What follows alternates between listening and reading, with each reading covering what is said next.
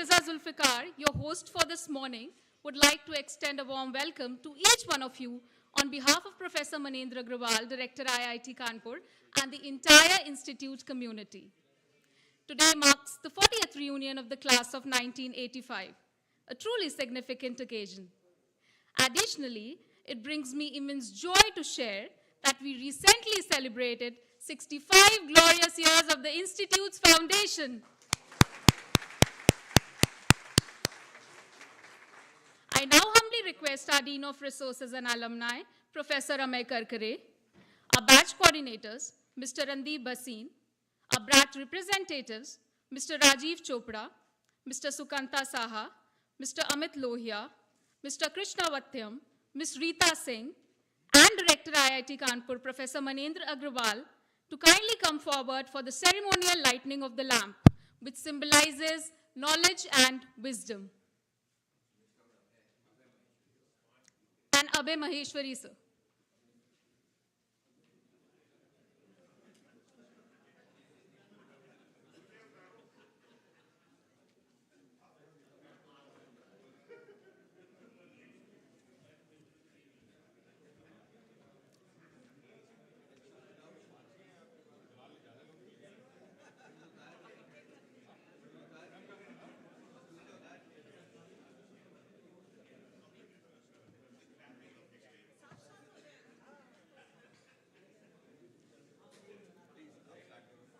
Shubham karoti kalyanam arogayan dhan sampada shatru buddhi vinashaya deepa jyotir namostute.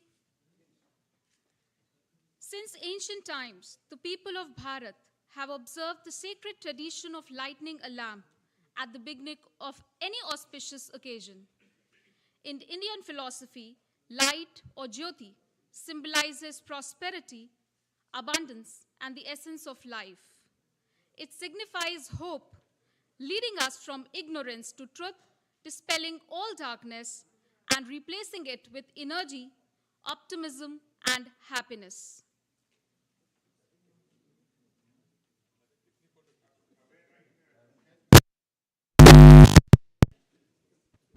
Thank you, everyone.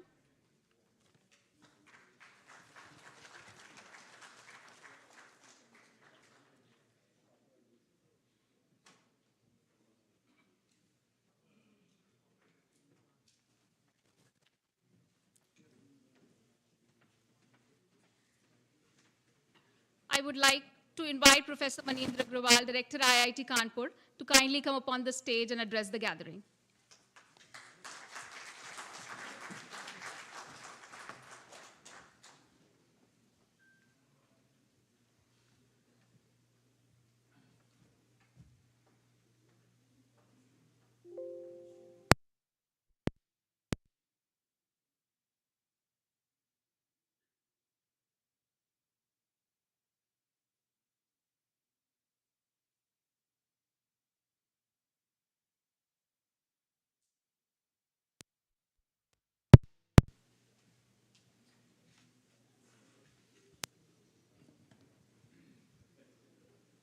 Okay, good morning, everyone. This 85, I always get confused between class and batch. Oh. Yeah. Passing out is batch? Passing out is class, okay, okay. So it's a class of 85. It has a unique distinction of combining two batches, 80 and 81. Probably the first and last time in the history of IIT Kanpur. A little louder. Well, I can't. Okay. Let me try to come closer to the mic. Okay.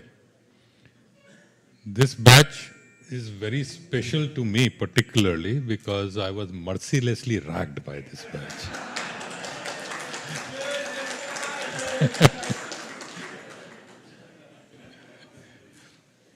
And but also that ragging,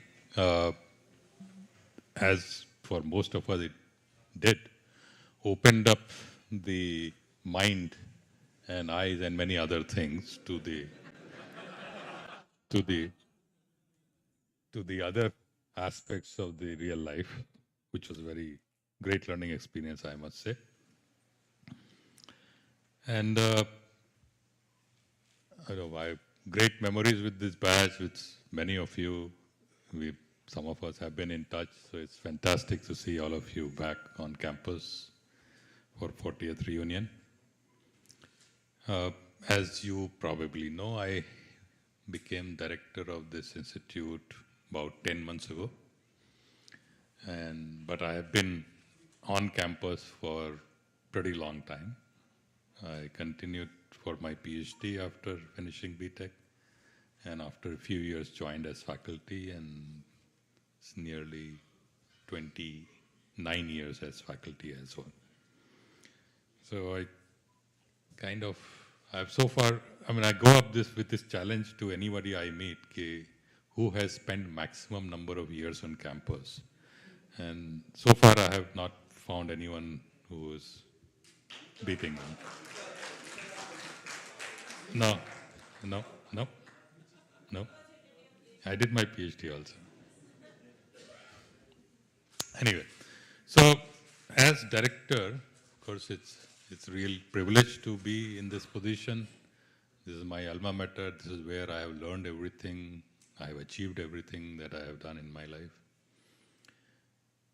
And so I have certain strong views which will naturally develop over time when you spend so much time at one place, about what the institute should be, what it should do. And that's what I have been sharing with alumni and others over the past 6 months or so. So here I am in front of you, sharing my thoughts about what the vision of the institute should be. So let's start with the institute. We have fairly good infrastructure. I'm sure you have taken a tour of the campus over the last couple of days. A lot of things infrastructure-wise are very good. But there are challenges in infrastructure also, as those of you who visited Hall 1, 2, and 3 may have seen. So we have good infrastructure, but it requires some attention. But one thing that certainly is fantastic is the flora and fauna on campus. It keeps getting better and better, much more green since 40 years ago. A lot of variety of wildlife, where latest entrant is a leopard. In fact, now there are two. And one on north side campus, other on the south side of the campus, and both seem to be enjoying their life on campus. So far, there has not been any mishap. Now, academically, the institute has a legacy of excellence, as we all know. If you look at the current size, it has significantly grown. We are nearly 600 faculty today. 90, actually this is a slightly older number. We are now 9,500 students. And alumni base keeps growing up, 45,000 plus now. Some of our departments academically have done traditionally very well.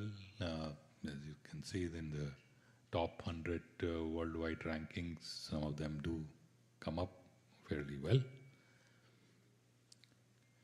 But that's the good part of the institute. But we have a problem.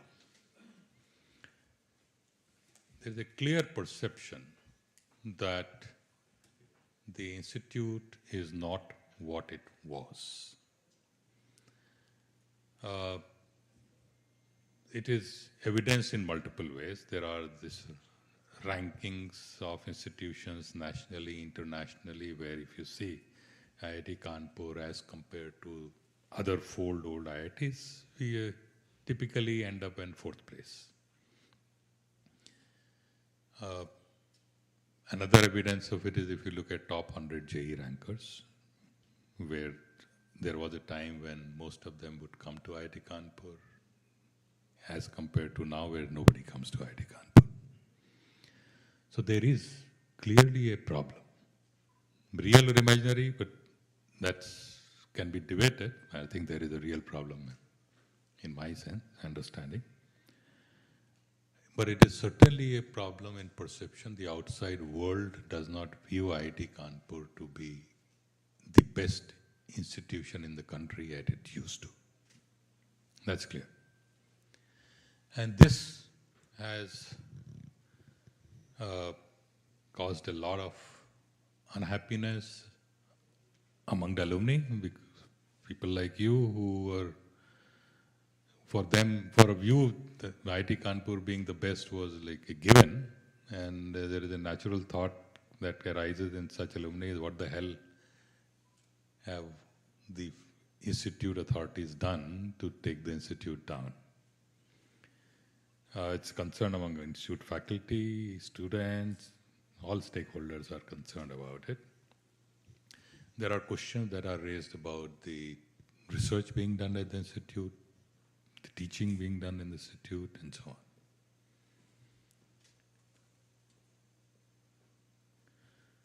So, when we analyze the reasons for this, some of the things pop up immediately. One, for example, is that we have a locational disadvantage, which has always been there, of course. Kanpur was never the best city to live. But that disadvantage has increased over time. If you compare Kanpur as a city now vis-a-vis 40 years ago, it's kind of stagnated. Look at metro cities 40 years ago to now, there has been a lot of changes there. So a lot more things to do in such cities. Also, it creates a problem for with the new generation of faculty. Their spouses are also professionals, so finding them a good job in Kanpur city is a much bigger challenge than in a metro city. So these are certainly challenges that exist today. One can also, there is another important thing is that earlier, 40 years, 50 years ago, IIT Kanpur was doing some things very well and other IITs were not doing it well. Over time, they have also picked up their game. They have also started doing things well. In fact, a lot of things they learned from IIT Kanpur, adopted, and started doing very well. So it's a very healthy competition there, but it's also led to the point that we are no longer a standout institution. And so that's why we are where we are. Now the next question is, what do we do about it? We can learn to live with it. Okay, this is what we can do. Well, let's keep doing to the best of our abilities and not worry about the rest. Or we can say, okay, let's take the bull by the horn and see if we can fix this, whatever fix there is. So I belong to the second group, and I want to do something about it. And of course, alone I cannot do anything much. So I need the support of everyone, all stakeholders, to work towards this. The question is what? What should we do?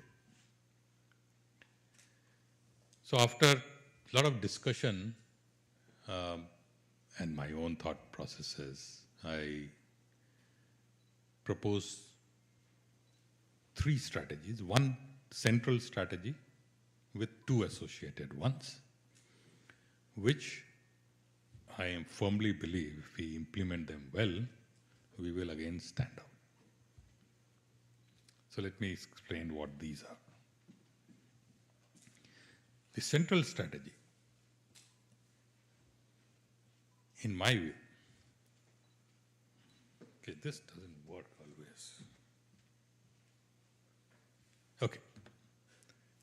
The central strategy is translational research.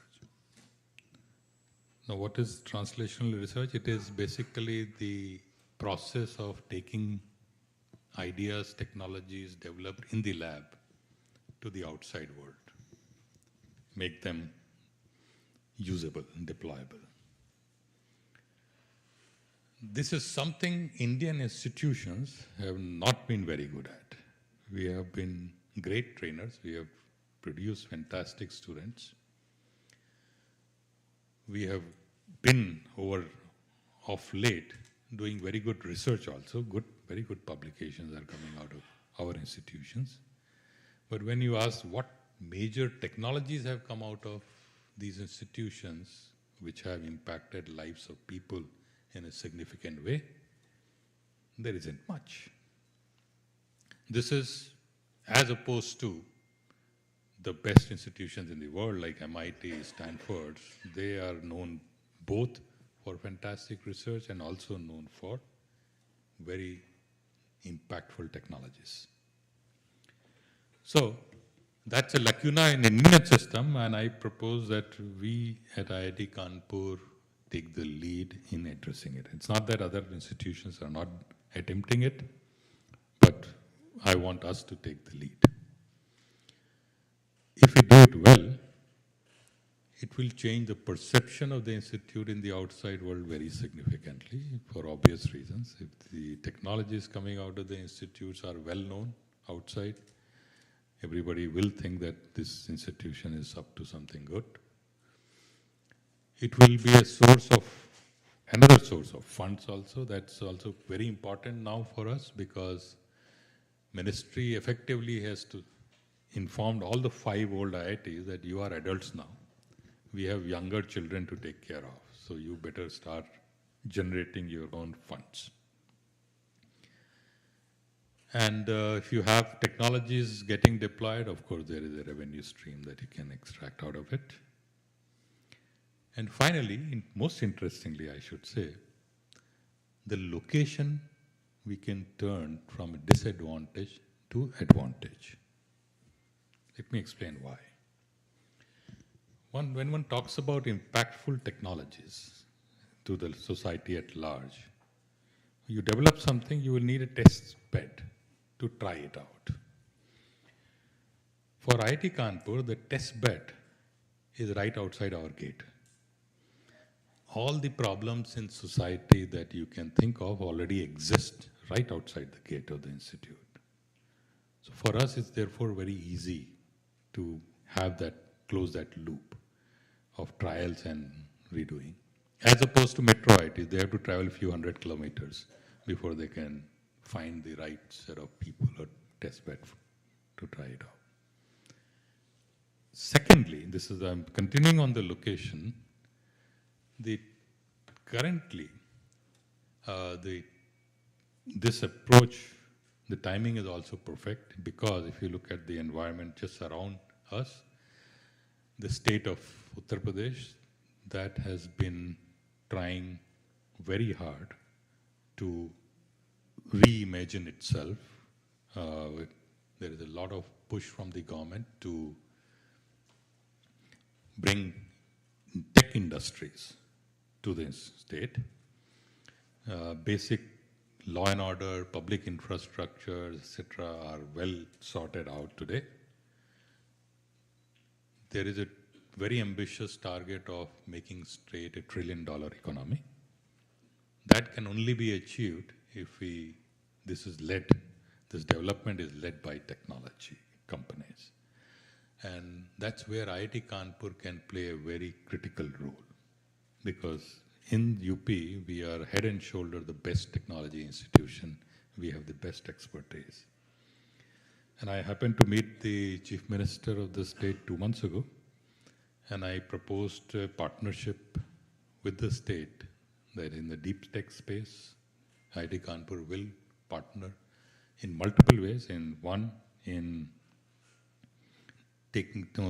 looking at technology development within the institute for addressing key challenges. 2, in working with our alumni and bringing, and others, not just alumni, and others in bringing tech industry to the state. And 3, by incubating, mentoring startups in this space. And these ideas were highly appreciated by the CM, and he has now nominated two of his close associates. One of them is your batch, Avnish Avasthi, and Amit Singh. They are both in the CM office to work directly with me to take these issues, these developments forward. So if we therefore play it well, this can lead to a development of the state, which means, of course, Kanpur, and then this Kanpur as a city challenge will get elevated to an extent, if not completely. And second, we will certainly make a name for ourselves in the outside world. So that's a key or central strategy that I propose.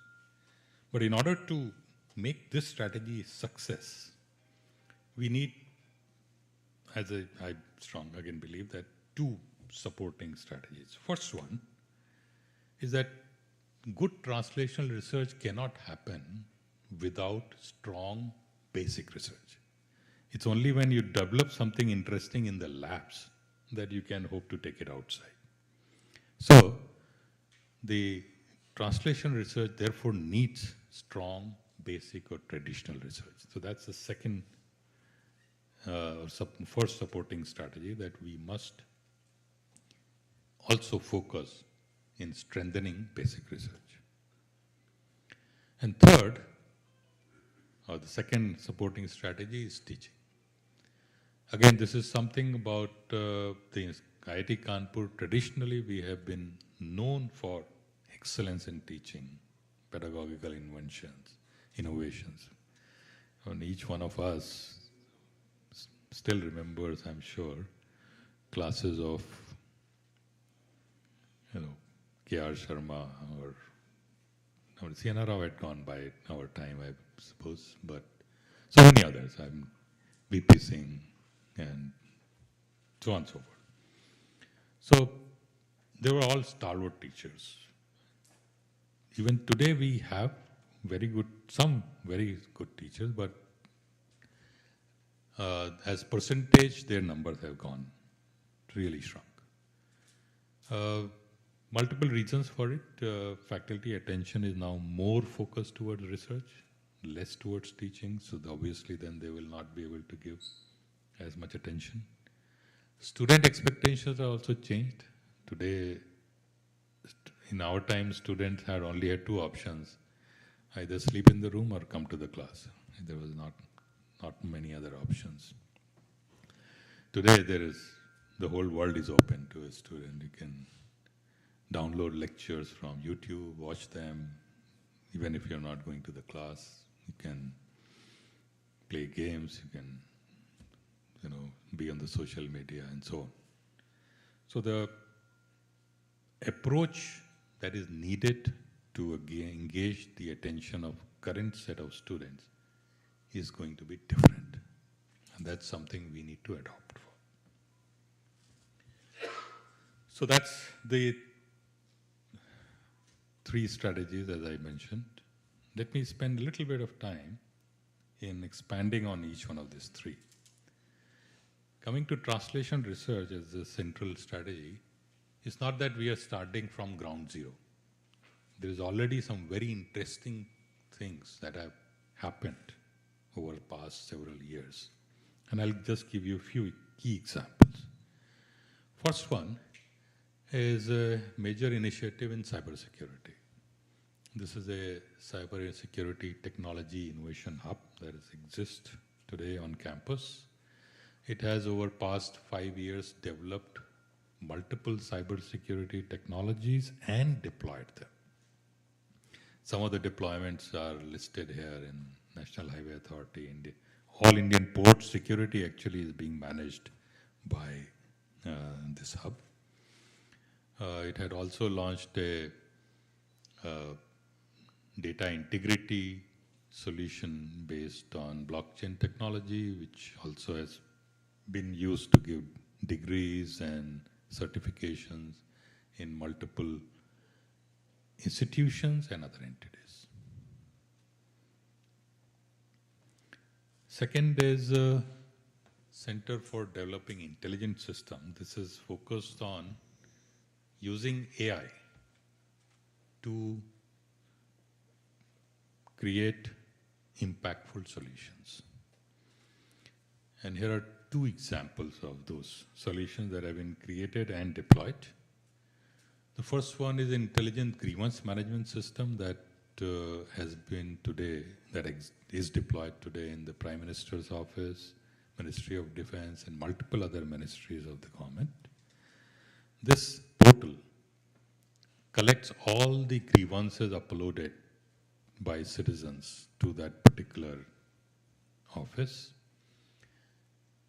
and analyzes them, these grievances could be in writing, in speech, in video, in different languages, different forms, direct, indirect, and it extracts, makes sense out of all of this, and eventually produces certain actionable steps for the officials.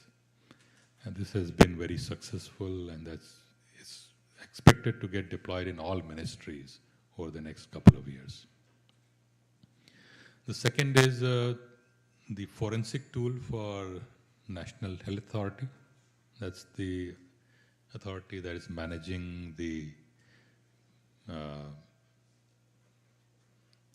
Prime Minister's initiative of providing insurance to all segments of population. So, as you would expect, there is a lot of fraud also that goes on in such insurance initiatives. So, this tool is helping the NHA detect the tools, and it's on an conservative estimate, it's saving them more than 6 crore rupees per month. Third is the drone technology. We have a very strong drone technology work going on campus, and naturally so, we are the only IIT with this airstrip, a flight lab, a wind tunnel on campus. So already there are the technologies developed here are being deployed in the Indian Army and many other places. Also, later this month, a major national event is going to be held on campus with the aim of creating IIT Kanpur the hub for drone technology in the country.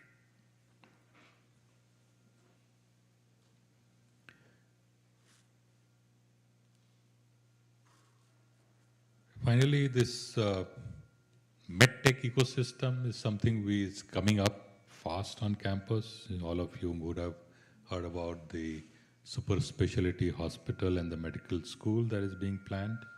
That's coming up. And associated with it, a lot of initiatives. The aim of the hospital or the med school is to combine the medicine or clinical side with engineering side and focus on developing novel treatment techniques, therapeutics techniques, or detection techniques, medical tools, and so on. And already we have some very interesting work going on. One of them is the LVAT project, which is the heart pump that works continuously, and it gets inserted in the heart for those whose heart is weak. We have reached the animal trial stage in the design of the heart pump, which is already a major achievement. Once the animal trials are complete, then the human trials will start. So all of these activities are already, as I said, underway. So we are making good progress in that direction. But what I want is to step it up significantly. And the way I propose to step this up is by creating IOTA, which is Interface Office for Technology and Applications. This is going to get established tomorrow.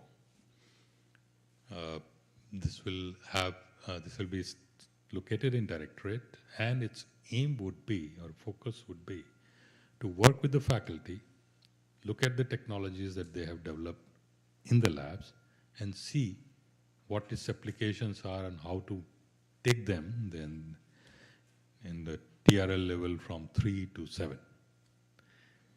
Similarly, or conversely, look at the major problem statements from outside world and bring them in, identify the right group of faculty to work on them in a timely fashion. So this office be the facilitator essentially for this translational work, which so far the faculty and a group of faculty have been doing independently of their own. So if we, in terms of, you see this picture here, this office is going to bring the technology to a stage where this one can start thinking of products. And the rest of the taking it to the market part is already established on campus. We do have a very good incubation facility. We have now a techno park where outside industries can set up offices and labs on campus. And through that, they can work to develop a product. Another thing, also very important, is telling the world about what we are doing, which brings us to a media strategy. So we have a good media cell. I am now bringing it, I have already brought it under Directorate straight away. And also taken help of 2 of our alumni who are very well established in the media space in the country. So they are advising us. They have already created a media strategy for the institute, and they are advising us continuously on how best to optimize that. So this translational research being the central strategy, it requires our faculty to change their approach, try to step outside the lab as well, which is not easy for somebody who has been trained to stay within the lab. So and without the support and cooperation of faculty, this strategy will be a non-starter.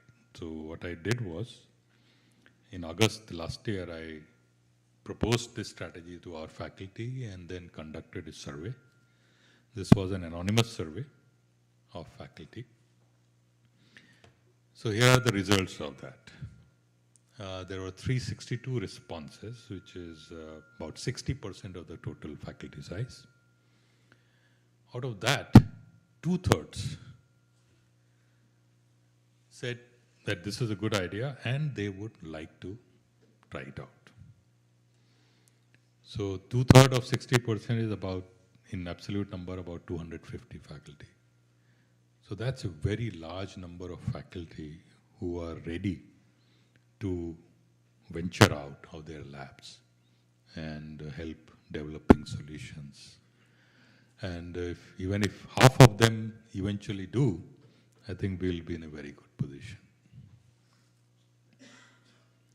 Now let's come to this first supporting strategy, strengthening the traditional R&D in the campus. Here, we have a problem. Let me show you a graph. This is a graph of number of papers per faculty published every year for the past 10 years. And the comparison is for 5 old IITs. If you see 10 years ago, in 2014, all the 5 IITs were sort of close to each other, except maybe Kanpur was a little less, but others were within delta of each other. 10 years down the line, IIT Kanpur is truly number 5. It's not like daylight between us and the others. And IIT Delhi is like truly number 1. And I know Sanjeev is sitting here. I have been saying in other batches that that's because IIT Delhi publishes trash, but I can't say that here. No, but it's honestly to the credit of IIT Delhi. They have instituted a system which supports this, which promotes this, and the results are there for all to see. But some of us like to say that, we are quality conscious. So we publish less, but we publish quality. So this is not a graph we should be worried about. But then those of us should be worried about the next graph, which is the number of citations per year per faculty for the last 10 years, same 5 IITs. Now, citations per year is an approximate measure of the quality. It's not a perfect measure of quality. Then nothing is perfect measure of quality, but it gives a sense. IIT Kanpur is number 5 here also. So it's certainly the case that we publish quality and therefore we publish less is, we can't really make it. So there is a problem. The question is why? And if you dig it a bit, it turns out one of the major things where we are falling behind is the research infrastructure. If you compare the research facilities, the equipment and other stuff that's in Kanpur vis-a-vis these other old IITs, we are behind. One of the major reasons for that is in 2008, government gave all the IITs a lot of money when the OBC reservation among students was implemented. When all IITs used that to, of course, create hostels and also build research infrastructure. But IIT Kanpur did not. We actually returned that money. And the money we returned, other IITs, of course, used that also to further build their infrastructure. So there is, we have, since then, we have been sort of falling behind, and you can see that so these are all publication citations are always trailing indicator of something going wrong, and that's what you see. So, bottom line, we need to really step up here. And how to step up is clear. I mean, this is our bread and butter. We need to improve or recruit high quality faculty, high quality students, improve our R&D infrastructure, setting up of very good labs, facilities, bring large R&D grants, and so on. So we know how to do it. It's just that we better start doing it. Finally, coming to teaching.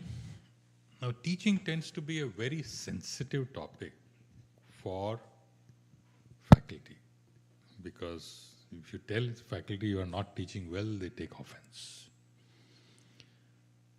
What I proposed, in fact, to set up was in my address in August, CERTEX, which is Center for Education, Research and Teaching Excellence, with the aim of this center being to conduct research in the pedagogy.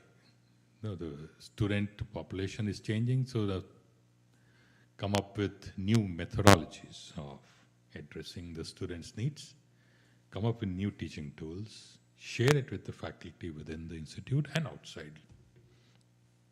And also train the students in the soft skill side, technical writing side. So after making this proposal to the faculty, which implicitly means that the center is needed only because there is something missing in our teaching abilities. So I added the question in the same survey which I conducted, and I was worried that I will get a royal beating there. Thankfully, it did not happen. About 3/4 of the faculty supported this idea, and also said they are going to benefit from it. So that was very gratifying to know. It means that most of the faculty realize that there is something lacking and they would like to address.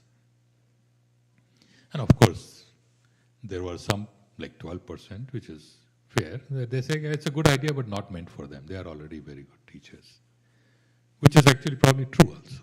I mean, we have some outstanding teachers. Only very small disliked it, so that was good. Now, this center actually has been established already. I took it to the board in January and got its approval. The center is established. It's headed by Professor Herbola. He's also our alumnus, 1983 batch. Now, there was one more issue here when in this whole strategy plan that I'm saying focus on translation research to our faculty. I'm also telling that, okay, let's give more time to do better teaching. The immediate question that comes after that is, what about my promotions? Because the way our promotion or career progression is structured, it is based on how many papers you have published, what is the quality of publications, how many students you have graduated, how much research grant have you brought in. So essentially all these parameters measure the excellence in traditional research. So if you tell the faculty, we'll measure you there, but we want you to do translation and teaching, there will be few takers. So I also propose to our faculty that let us have 3 different career tracks. 1, traditional R&D, the usual one. 2nd, translational research. And 3rd, teaching. And for career progression, what is required is that you excel in one of the 3. And the choice is up to the faculty. You pick where you want to excel. If somebody wants to teach, we'll not bother that person about, and teach really well, we'll not bother him or her about, how many papers you have published, how much research grant have you brought in. And I did a survey for this also. So we got interesting results. About 54% like this idea. About 38% said interesting idea but needs discussion. And small percentage is not a good idea. This was August. So since then I created 3 committees. We had a lot of discussion, all the feedback, everything discussed, threadbare. Then final proposal was created and approved by the board in January, establishing the 3 career progression tracks. Now we formally have that. A faculty can decide. In the initial years, it's all traditional R&D. Not the day 1 faculty joins, you have to focus on that side because that is your basic stuff, that and teaching.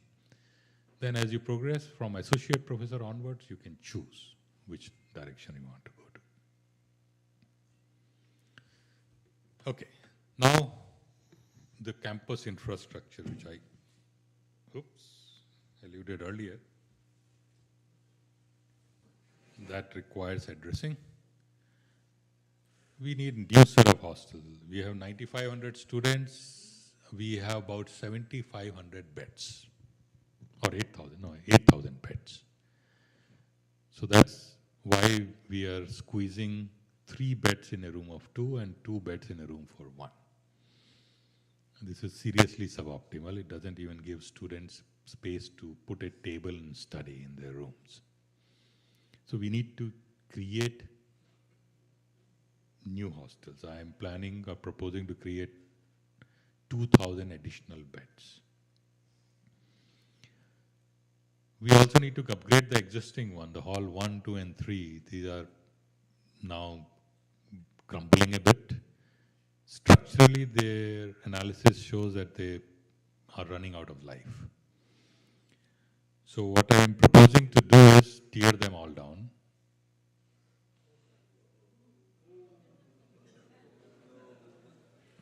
Okay, and rebuild, but 6 floors. But most importantly, the external facade must be exactly the same. So that when you come back next time, you can still go to your room, okay, and recognize that this is my room. 6 wings. There may be more wings, but your wing will be there. We need many more recreational facilities. We have good ones, but there's simply the numbers are too large. We need to expand significantly. Central Library needs to be completely reimagined. Nobody goes and reads books now. So books, etc., have to be, put on microfilms and taken away. You just need to create interaction spaces, study spaces there. The tuition fee reduction is also something that we need to pay attention to, because the demography of the students coming in has changed substantially. A lot of students from the lower middle class come take an admission here. And they essentially study through debt. They take a loan and study. So that's something we needs to look at. Now, sustainability is another very important aspect. It's increasing day by day. Looking at the resources that we consume on campus, which is definitely a lot more than the outside. So we need to have a target of reducing that, making the campus ultimately a net zero campus.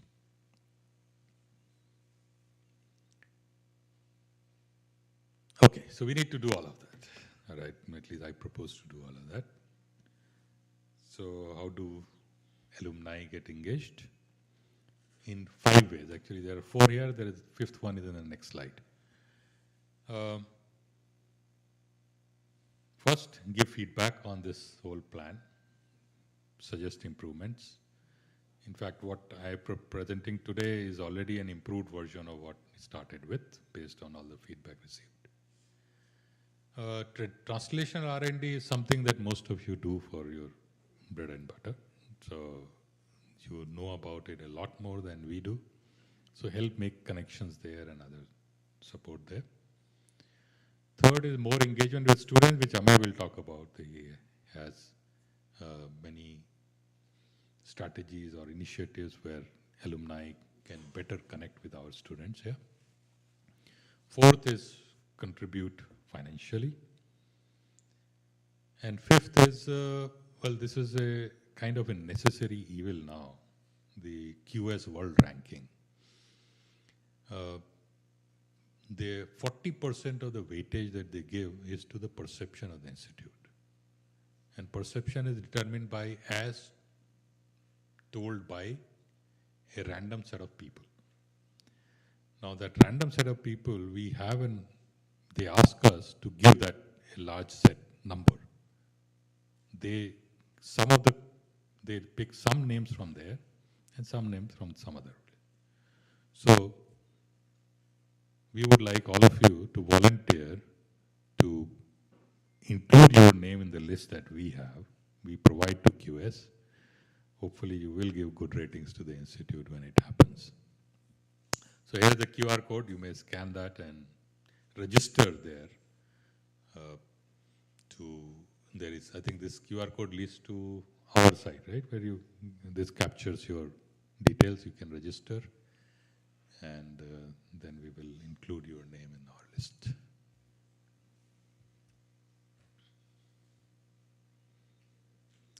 Okay. Now, finally, for everything that I propose, infrastructure and translational thing, teaching, improving traditional research, one of the key things that will go in making that happen is money.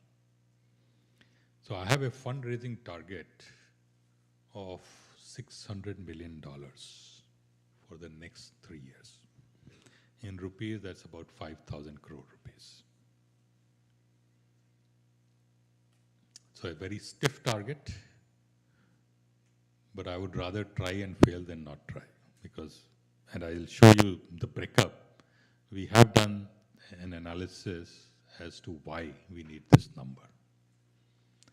And this is presented in the computer science lingo. The hardware, which is the infrastructure, the machines, the labs, that's about 265 million, split over in this fashion, residential, student activities, and so on. The middleware, which is the setup that facilitates the real work, the IOTA that I propose, Certex, incubation, I have not talked about much, but there is a very strong incubation center on campus, but with one drawback, which is not a lot of our students are doing startups. Now, some of our faculty have started doing, but from student side, there is still a lack.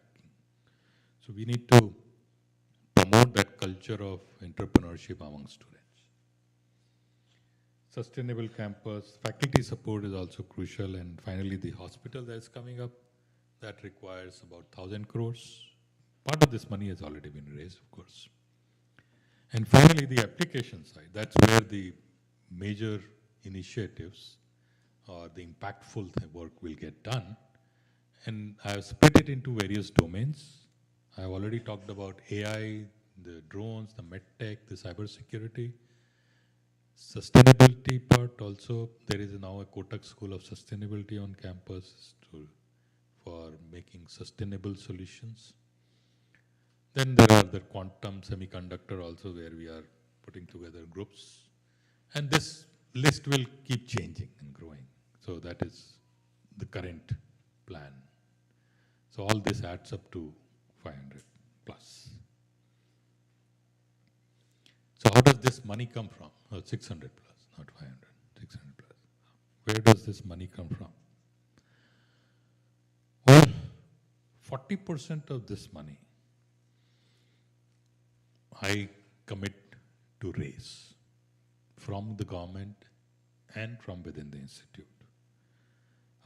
When I say I commit, of course, I will work with the faculty to prepare proposals, get the funding from the government to support many of this.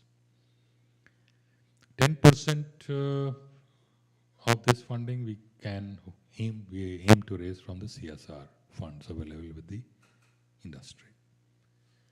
And half of it, that is 50%, we are targeting to raise from our alumni. So for every dollar that we raise from within the institute and from CSR, we want to get $1 from our alumni. We have already made progress here. Of this, 20% of this plan is already committed. So from the government or alumni or CSR tracks, we already have 20% committed.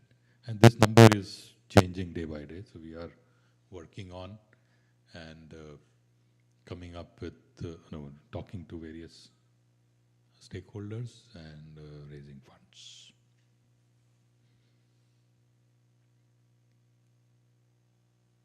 But if you look at just the alumni contribution, that's $300 million.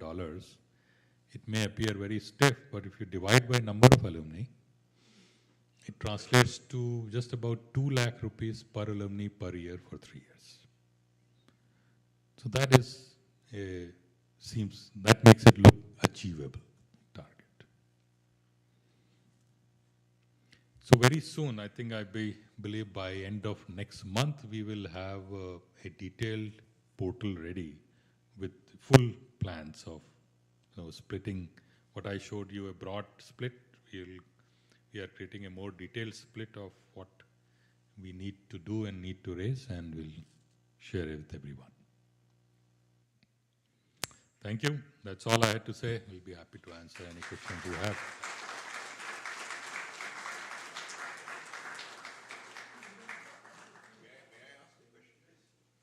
Okay, sure. Will be. I think about 5 years back, we had a similar presentation. And by the way, I applaud you on coming out with a strategy which is really good, really credible. So I think that's wonderful. Would you just elaborate on, let's say, the progress made over the last 5 years in some of these things from the time we were last here? Thanks. So some of the things of what I presented. Yes, please. Okay, so some of the things that have come up well are, one is the hospital med school project. That has, we now have the building coming up fast. We have raised about roughly about half the money that we need to raise for it. That is in terms of commitment. Another Kotak School of Sustainability that I mentioned, that has come up, another major initiative. In cyber security, we have raised quite a bit of funds. So these are the things that in the medtech space, I won't say we have raised a lot of funds yet, but there is some very interesting work that is happening, and something is in the works. So that's where we are today. Thank you.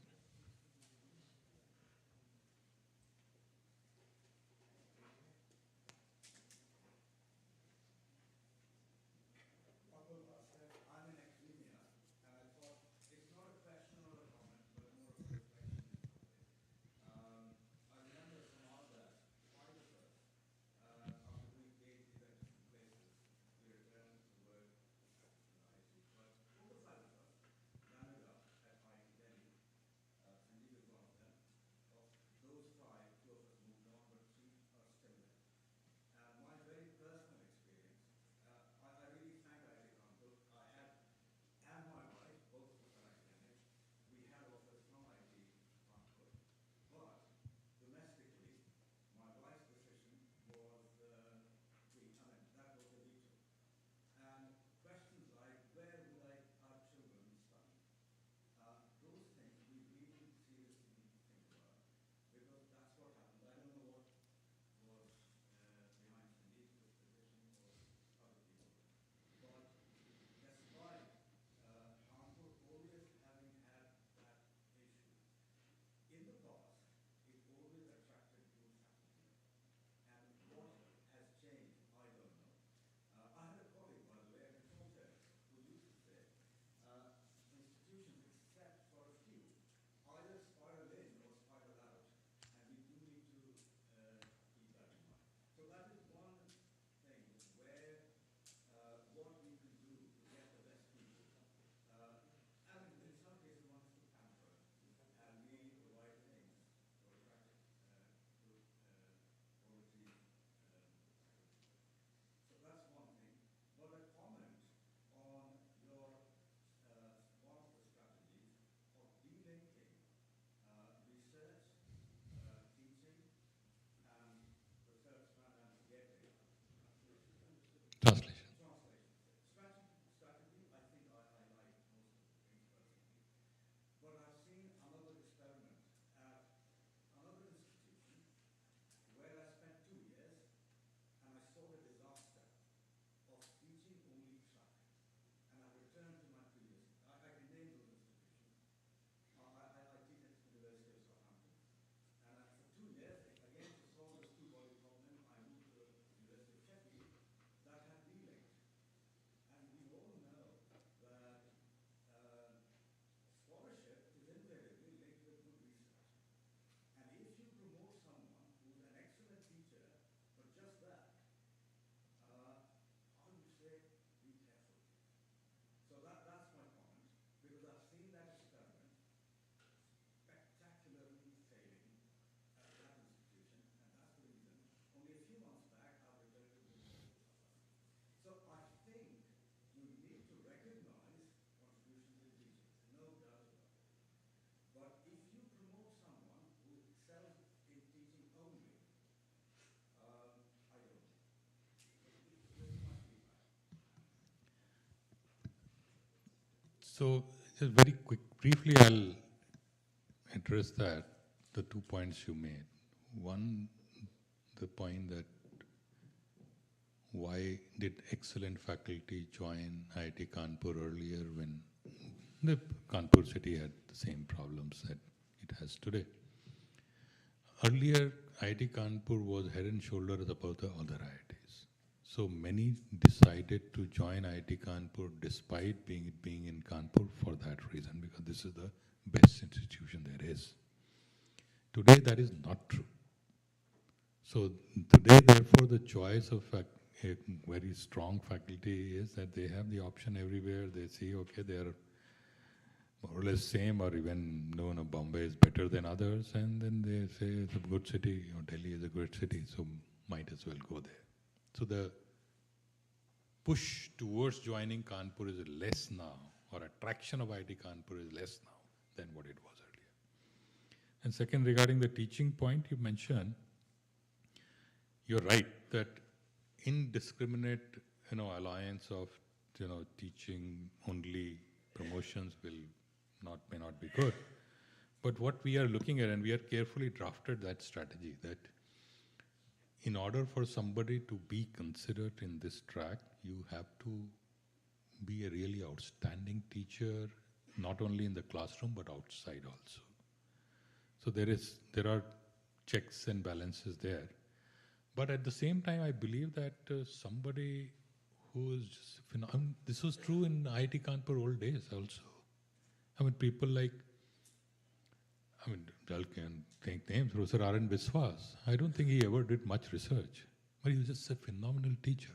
And I think we'll fail in being academically rigorous or go, to the academia and the what should I say, the charter of being an academic institution if we do not recognize contributions of such people.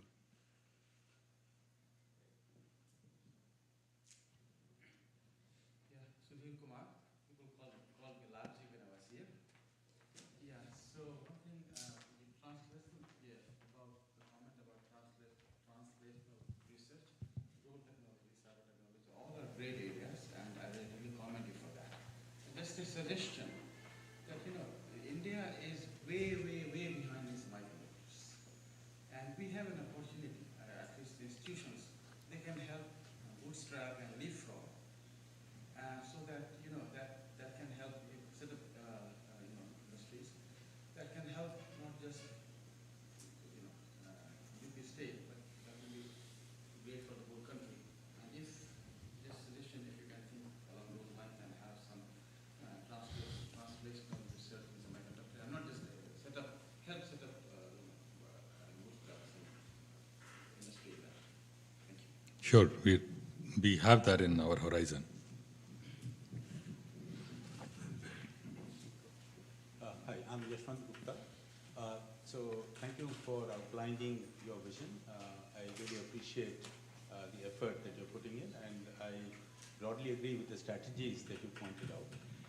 I had one comment when you were talking about IOTA and the functions that you described, which is about taking the research being done in the labs and find applications and solutions, as well as finding problems from outside and finding solutions. So it's often said that the research in Indian labs is often of the first type. That is, there is a solution looking for A problem.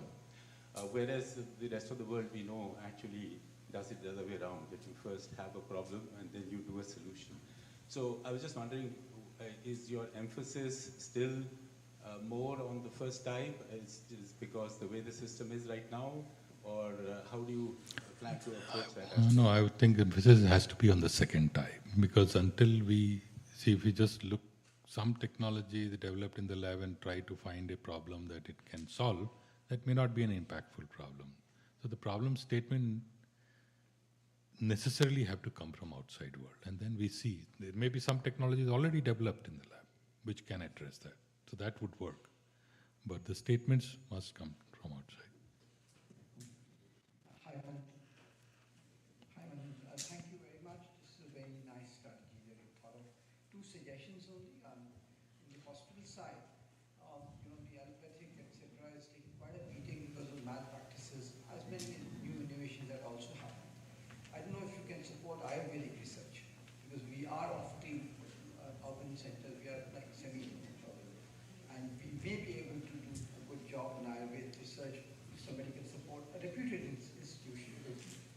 generally doesn't have that ability to be able to say they are documenting Ayurvedic stuff. The second thing is on the management courses. I mean, I keep hearing of a 5-year integrated management course, but doesn't feature anywhere in the IIM side. And I've been part of the interview panel for IIM Calcutta. I see a whole lot of IIT guys coming in just to do a 2-year MBA. How we can tap into that crowd, because that gives you access to a whole lot of FMCG and the other banking institutions, whether it's for CSR, whether it's for employment or whatever. So those two things I didn't kind of see there. I don't know, it might be in your mind, but it'd be nice if you got it. No, actually, the hospital we are planning is a tertiary one. So I don't think Ayurveda will fit in there. It's a tertiary care. So when something is seriously problem. So it's right now it's not planned. Maybe it can come up in future that I won't rule out. But the current plan is limited. And the management thing is still. I mean, it's our management department is working on something. I've asked them to think of as, come up with a new program which is a blend of technology and management. Just pure management thing is IIMs are already doing. So we'll see when it comes up. We can initiate something then. My name is Hemant Goyal, so great on strategy. Let me ask you, in comparison to other IITs, like Mumbai and Delhi, Yep.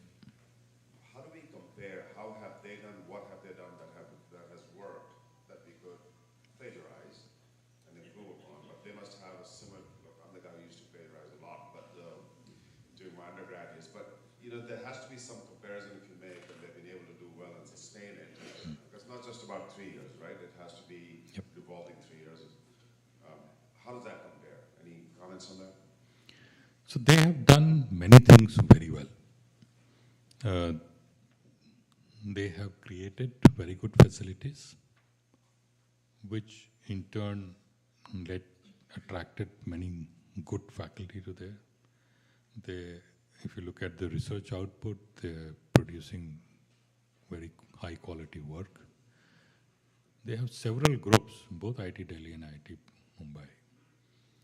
Very strong groups, large size, very strong groups, which acquires a momentum of its own in a few domains. We don't have large, strong groups on campus. We are just about trying to build some now. So these are the things that they have done well. And like you said, we are plagiarizing. We are also trying to build strong groups. We are also trying to create facilities which will attract faculty. Vinay Agarwal.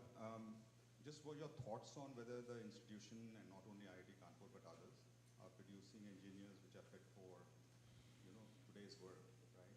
Any surveys which we do, how do we actually keep a track of that? That's something we are very poor at. Once a student graduates, we hardly follow up and try to understand how they are doing, what they are doing, what their thoughts are. We should do it, but so far we haven't been doing. So I can't say what the conclusion is, because there is no conclusion that we have. Thank you, Professor, Dr. Director Maninder Agarwal. I'm from the aerospace department here, and I work in the United States for the aerospace companies. I used to see at IASC that the professor used to outreach Lockheed Martin, Boeing, and Northrop Grumman and get funds on the order of substantial funds. This is the 80s. And right now I'm with those organizations, and I have not seen anybody visiting those corporations and soliciting research here collaboratively and getting any funding. And besides the funding, it's the technology. So you point out a very unfortunate reality. and this is not just true in your domain. Across this industry spectrum, you will see that the faculty, again, not just IIT Kanpur, I'm talking about Indian institution in general, do not reach out to industries to get any substantial funding.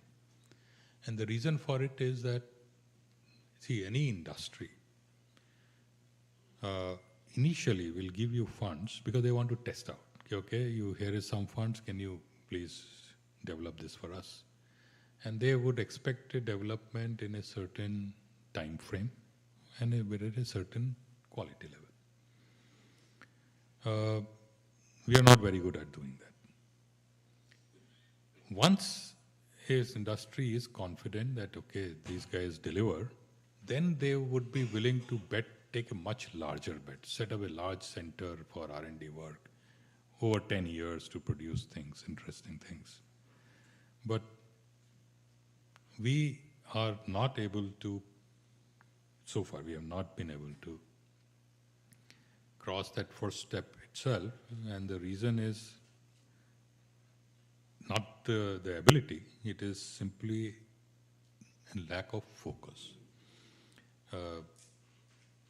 There is, like I mentioned, the career tracks. And the career progression in our system is defined in a way that incentivizes, taking small projects, publishing papers, graduating students.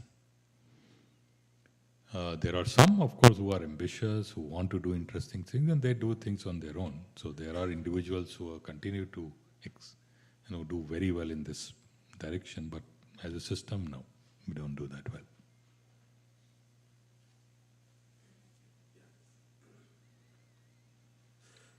Hello, my name is Manoj Hilani. I've been working in the health sector for a considerable amount of time. Thanks for an excellent presentation, and I especially like the idea of bringing medicine close to the technology.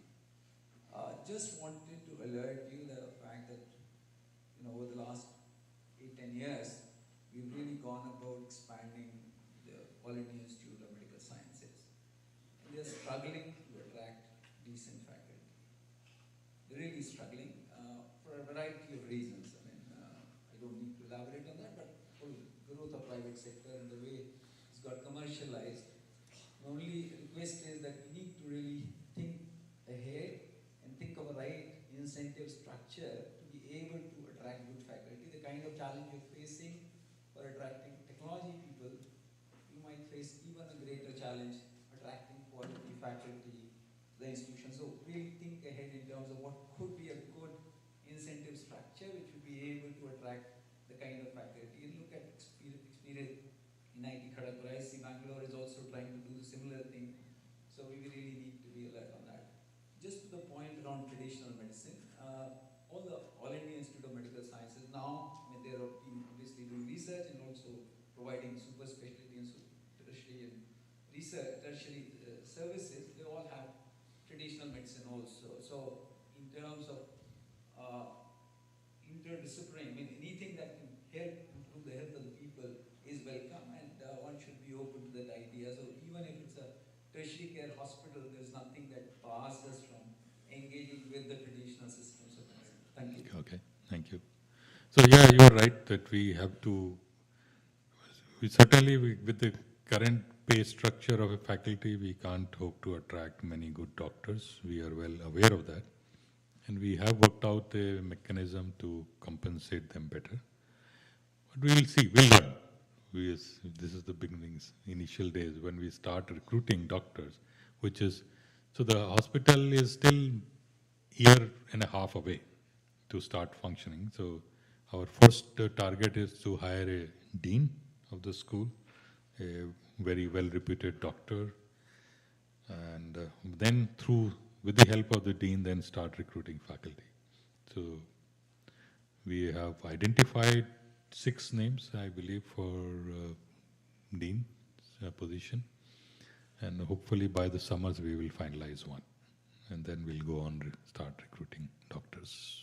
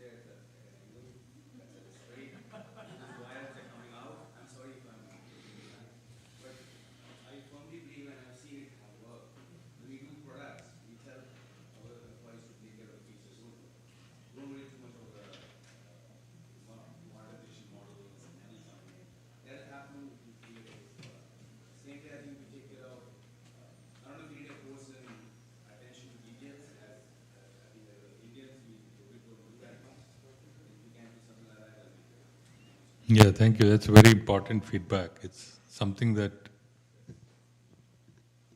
I personally don't pay attention to. I just tend to not look at small things which are wrong. But it's, I think it's very critical. As a culture, it's very important for the institution. I have a slightly different kind of suggestion. What I suggest is for the undergraduate student, especially for first and second year, we should encourage some sort of DIY club, do-it-yourself club. So that will give them a sort of hands-on experience. It will also open up their minds for seeing problems and trying to solve them, and probably even for the going for some sort of startups and all. It will encourage. Yeah. Yeah, they're absolutely right. In fact, I mentioned very briefly about promoting student entrepreneurship, and what you're suggesting is exactly what we are planning.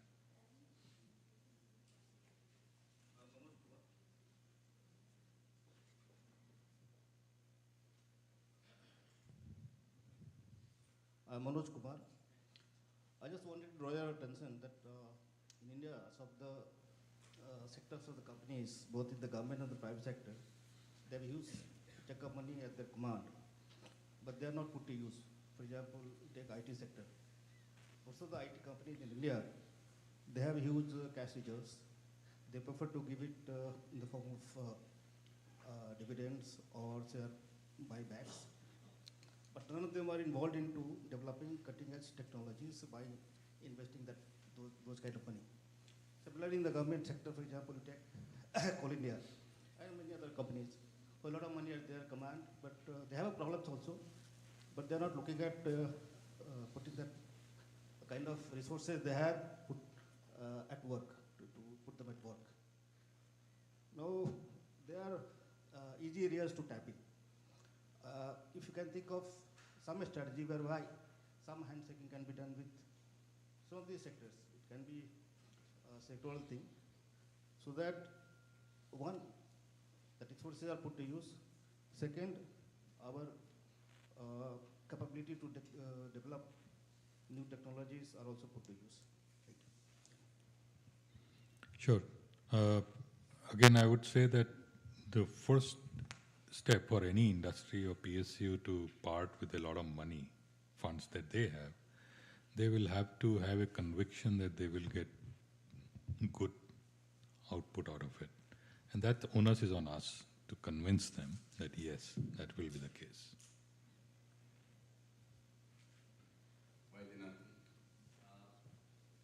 Question is, when we came in here, Kanpur was the best, for example, computer science. One of the reasons I came all the way from Bangalore here and did that. The question is, if we fast forward 10 years, we come back to our 50th, for example, what are we going to be the best at? What is the aspiration for us to be best at? Because it seems that when we went around and looked at it, there is medicine, there is this, there is that. It seems like we're spreading and not going deep.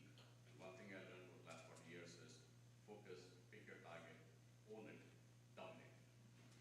So what is the aspiration going to be? Let's say 10 years from now we come on 50, what could we say Kanpur is now the best at A and B?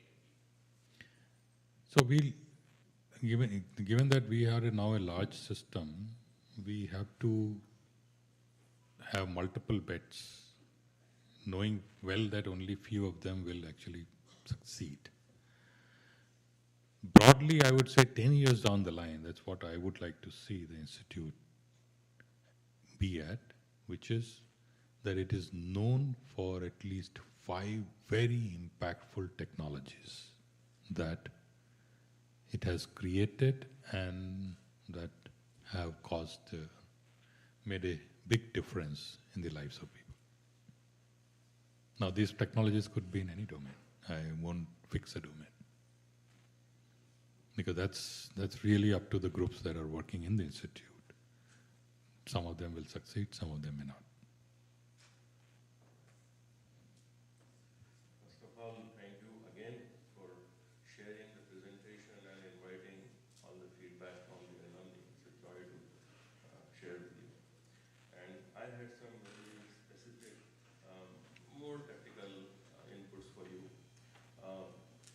question that I'm trying to address here is, what can we put in our student that makes him or her unique and a step ahead of what other IITs can do? And a specific thought I have there is to make our students able to invent.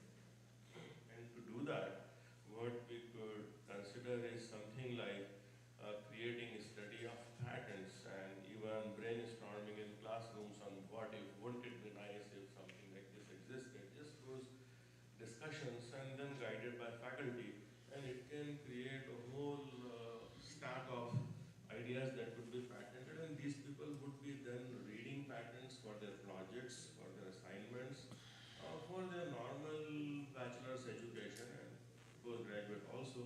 And this could really create a storm in my opinion, and the visibility to the government and the industry would be phenomenal, because once industry comes and says, oh boy, these students can create inventions, it would naturally then create to research links. And by the way, for leveraging research links, maybe we are doing this, but a thought could be when recruiters come, we do a research connect with them. We try to study that company and find out what this company is trying to do and give a targeted presentation. Hey, here are some 10 things we could do for you. Here are our professors. Can we do these for you? And That's a system problem. And we're not at a large scale, and we need to claim these things.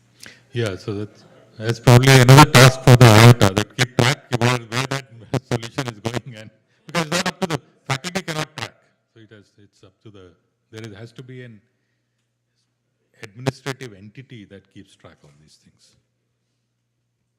Can we conclude this session? We have Professor Amit to take up next. Yep. I'll invite all of you to take personal questions one-on-one when we open the lunch. Tonight, no, so tonight I'll be there for the dinner, and feel free to.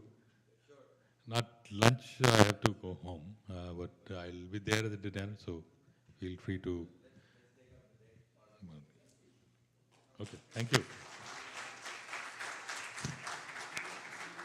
Thank you, sir, for sharing the vision of IIT Kanpur with us. Ladies and gentlemen, reunion is not about counting the number of years. Rather, it's about reliving and cherishing memories and time to be grateful for the beautiful journey you had as a student of IIT Kanpur. Time may have zoomed by, but I can still sense the youthful spark alive in this group. Yes? So why don't we begin today by reliving our old days and becoming rowdy students once again? Yes?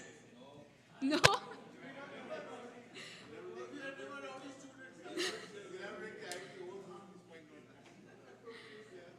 I request you all to clap 3 times at the count of 3 and shout 40 as loud as you can. 1, 2, 3. You all can do much better than this. Let's try once more. 1, 2, 3. That is the better one. 45 years ago, 350 young boys and 8 girls. 44 and 45, yes, 80 and 81. 350 young boys and 8 girls from across India decided to embark on a challenging journey away from the comfort of their homes to be the part of this prestigious institute, IIT Kanpur. As you arrived with your personal baggage, the institute welcomed you with open arms and offered you a unique package, a package comprising a prestigious foundation, integrity, pride, and an enduring, unbreakable bond. Today, as we gather to celebrate this momentous occasion, let's take a step back in the time to the vibrant, unforgettable days of IIT Kanpur in the mid-80s. Those were the days when cycle hi sab kuch thi. Your loyal companion from Hall 1 to L7, from GH to library, from lectures to late night chai and empty, and of course a savior when you were running late for an early class. The campus echoed with the beats of Pink Floyd, Kishore Kumar, and R.D. Burman, playing on cassettes. While late night discussions in the hostel corridors ranged from Laplace transforms to Lata Mangeshkar's timeless melodies. Tuition fees कुछ 190 रुपए की थी, yes? और महीने का mess का bill कुछ 150 रुपए का.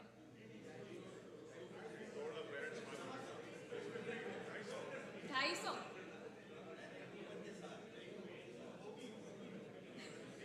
और वो मेस की यादें, दाल जो हर रोज वही थी, बस उसका नाम बदल जाता था. And yet that samosa at Lala Ji ki canteen made up for everything. The rivalry between Hall 2 and Hall 3 was the constant source of amusement and friendly competition. From cultural festivals and sports to creative gali competition during blackouts, stealing fuses, and even competing for maximum visibility in the girls' hostel. The battle of supremacy knew no bounds. The thrill of inter-IIT sports meet, the madness of Galaxy, and the sheer adrenaline rush of Antaragini's early days.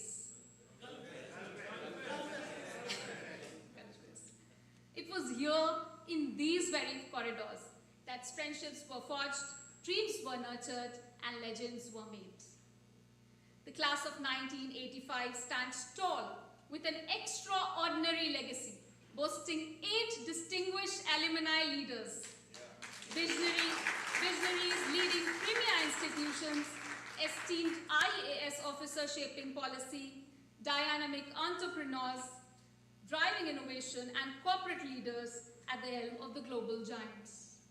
This remarkable batch has not only carved out success in every field, but has also made a lasting impact in the world. Yet an unlucky batch. Any guesses why unlucky?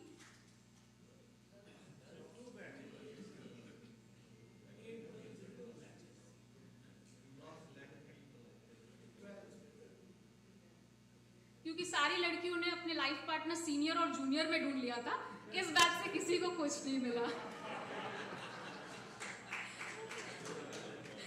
On this beautiful day, let's all remember to laugh, share fond memories, and make new memories that we can talk about in our next reunion. Ladies and gentlemen, please give it a huge round of applause for the class of 1985.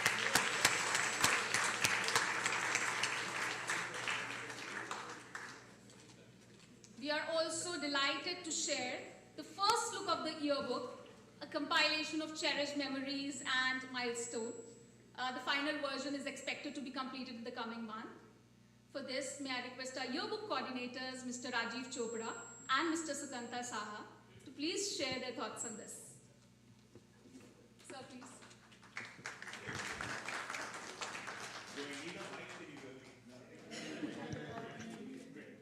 Okay, so before you get on to this, what we'll show you now is just a few samples on what the thing will look like. So what the yearbook will generally consist of, it will consist of some matter from the institute, pictures of old, pictures of, it seems I have to use a mic. It will have pictures of the old times, pictures of the new times, interim, reunions, and of course books on, pages on each one of us. Or at least those who have cared to respond. So what we're going to do is just show you a profile of about 4 or 5 picked at random. And then after this is done, I will talk about the timeline. Go ahead, please. Thank you, sir.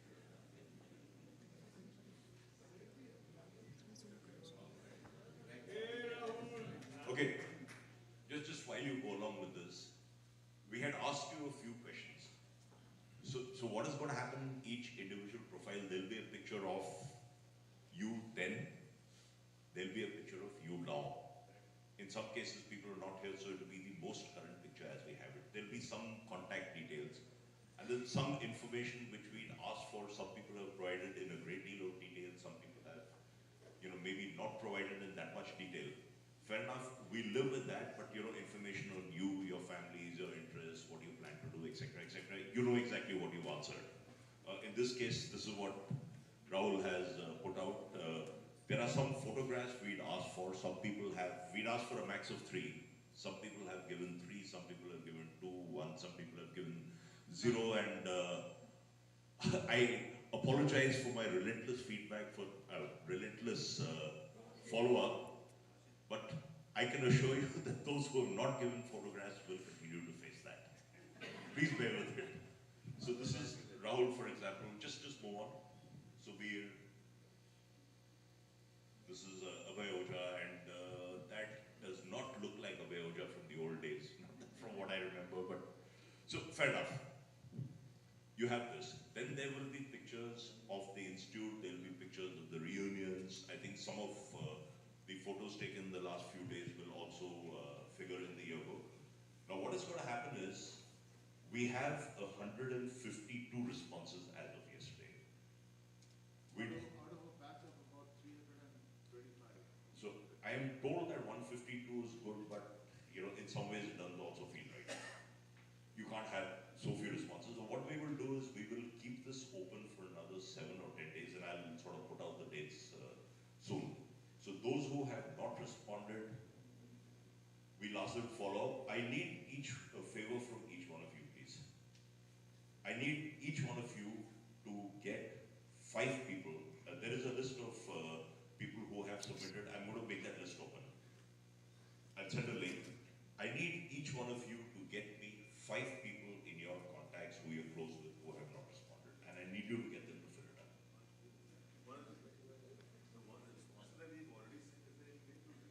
Yeah. So coming to that. So that is number 1.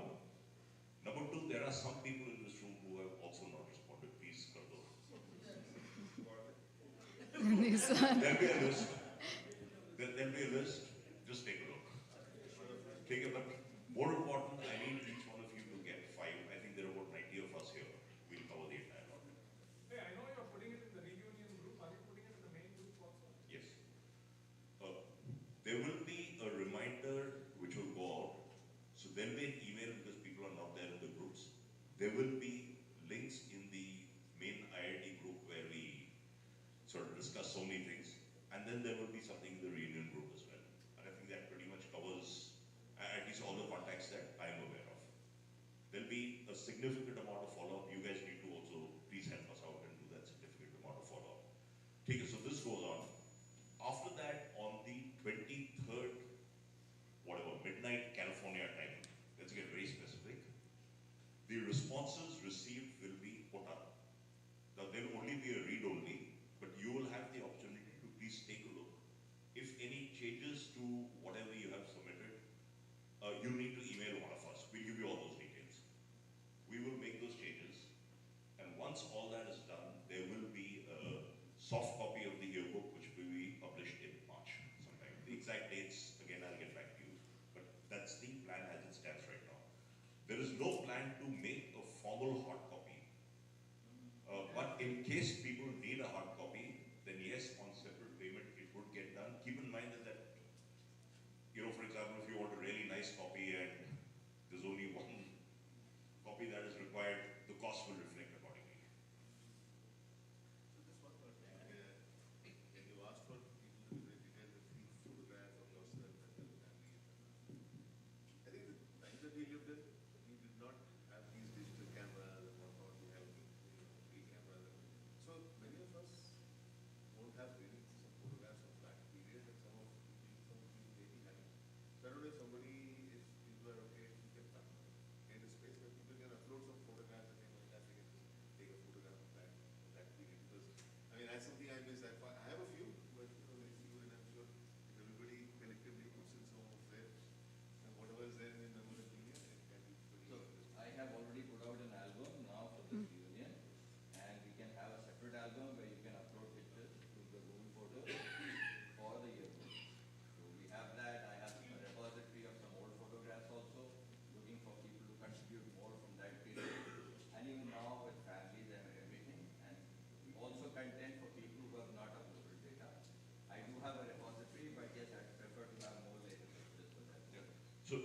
absolutely, the answer is yes. It's a great suggestion, will be taken up by with full gusto. Okay, so does this sound reasonable? Can I get your commitment, please, on getting the additional people who have not responded? The link on who's there, the 152, that will be put up soon. Akka? Sorry, somebody saying something?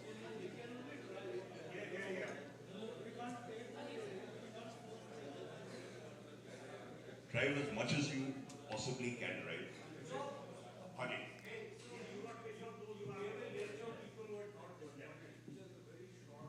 That was not a, that, no, hang on. That was not, it was clarified in that thing. It was not a list of people who had not responded. It was a list of people who were here who had not responded. So it wasn't that short. We've actually got more responses for the yearbook than people present here. So we've got about 90 odd people here. We've got 152 responses. The intersection, वो थोड़ा gap है.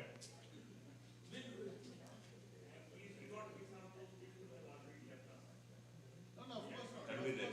By the way, in the end, the people who, in the end, there would be a few names who won't respond. Their names will also be there in the yearbook. I'm not talking to the people who've left us. There will be people who've not responded, so we'll put up their names, we'll sort of put up the pictures. Then we've got all the pictures of the, then at least that admit card wale pictures. We've got all that. We'll put that up, we'll, you know, potentially put in their contacts the best we can. Sorry?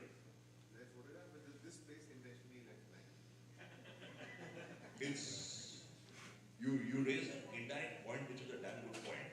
It's turning out to be a layout nightmare if somebody's provided full information, somebody's provided half, somebody's provided quarter. Fortunately, I'm not doing the layout, but it is turning out to be a layout nightmare. And that's something we'll have to work through, which is also one of the reasons why it's been a little delayed. Okay? Thanks. Thank you, sir.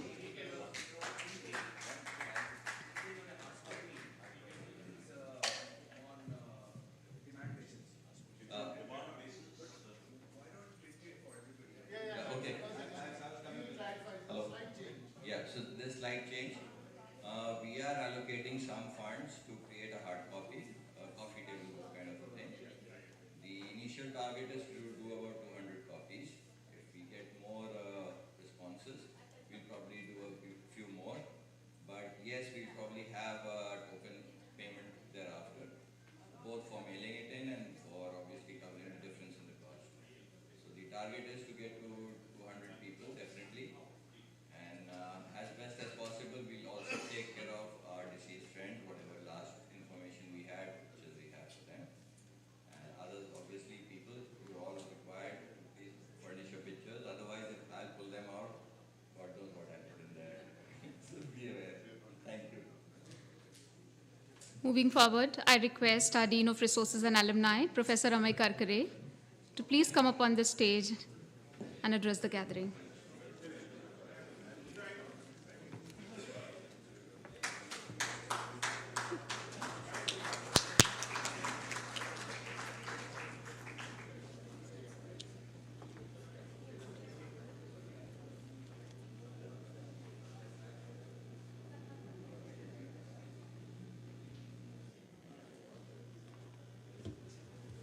Okay. So given that we are running significantly late, I will try to go through this presentation quickly because I know yours was the first reunion when I got introduced to reunion as a treasurer 5 years back. So all of you know most of the things here, but there was some specific information which were asked by some of your batchmates and similarly during your visit to Rosie Shiksha Kendra. So I will spend some time on that. So if I'm going little fast, you can stop me, or if you feel that okay, this does not require that much attention, let me go quickly. Okay. So I am talking on behalf of our Resources and Alumni Office. I am Dean of Resources and Alumni. I myself am an alumni of this institute, graduated in 1998. So around, exactly 13 years after you guys. So I'm talking about the engagement activities that we are doing on behalf of the institute. But before that, I would like to kind of display the distinguished awardees in this class. This is again one of the largest class in terms of size also, but the number of awardees are also very high. So let's give a big hand to them. And some of them I have met here, some of them I have met at different places. So yes, this is a distinguished badge and we are inspired by you. And also not just distinguished, the badge is helping the institute through different initiatives. So we have quite a few scholarships, chair faculty, young faculty fellowships, awards instituted by your batch, and you are also supporting many of the institute projects. So thank you for that as well. So when we talk about engagement, again this is a question which we get asked again and again because there is some confusion. So institute has these 3 pillars of engagement, some young, some old. So the Office of Resources and Alumni, this is more of an administrative office within the institute. So DORA office is part of institute like other deans, and it's an administrative office which keeps tracks of records and other logistics. We also have what is called an alumni association. So IIT Kanpur Alumni Association, Rakesh Sharma ji is the president. He is here sitting today. And this is again another interesting thing is all 3 of us are here today. It has not happened till now at least in last few reunions where I am part of. So Alumni Association is an independent body which is consists of all the alumni, more than 43,000 now. It has several chapters across the world and in India. And the main goal of Alumni Association is to bring alumni together, conduct events, and make sure that they also feel connected to the institute. The third body, which is the most recent one, is IIT Kanpur Development Foundation. It's a Section 8 or no-profit company, and it's a kind of an extended arm of DORA office, whose sole purpose is to improve fundraising as well as alumni connectivity with the institute, and they do fundraising with corporates as well. So the CSR initiatives. So like when part of institute, I am also teaching classes, doing other things. So DF is the full-time activity. Alumni Association is also kind of voluntary or part-time activity. So let's talk about the activities themselves. The most important or most popular activity is what we are part of right now, the reunion. So we had 10 reunion last year, that is like in 23-24, and more than 700 alumni were engaged and 1200 plus family members. This year we have 9 reunions planned and some get-togethers. We are almost at the midpoint right now, and starting the end of this week, this month, around 24th February, we have almost back-to-back reunion, 15 days of fun and frolic for me at least. Okay, so here are a few pictures of the reunions that have happened so far. You can see that traditionally the 25th reunion becomes the biggest one. Other reunions are slightly smaller, but your class being a special class, traditionally that is also giving us large number of attendees. So we have done some new initiatives from last couple of years.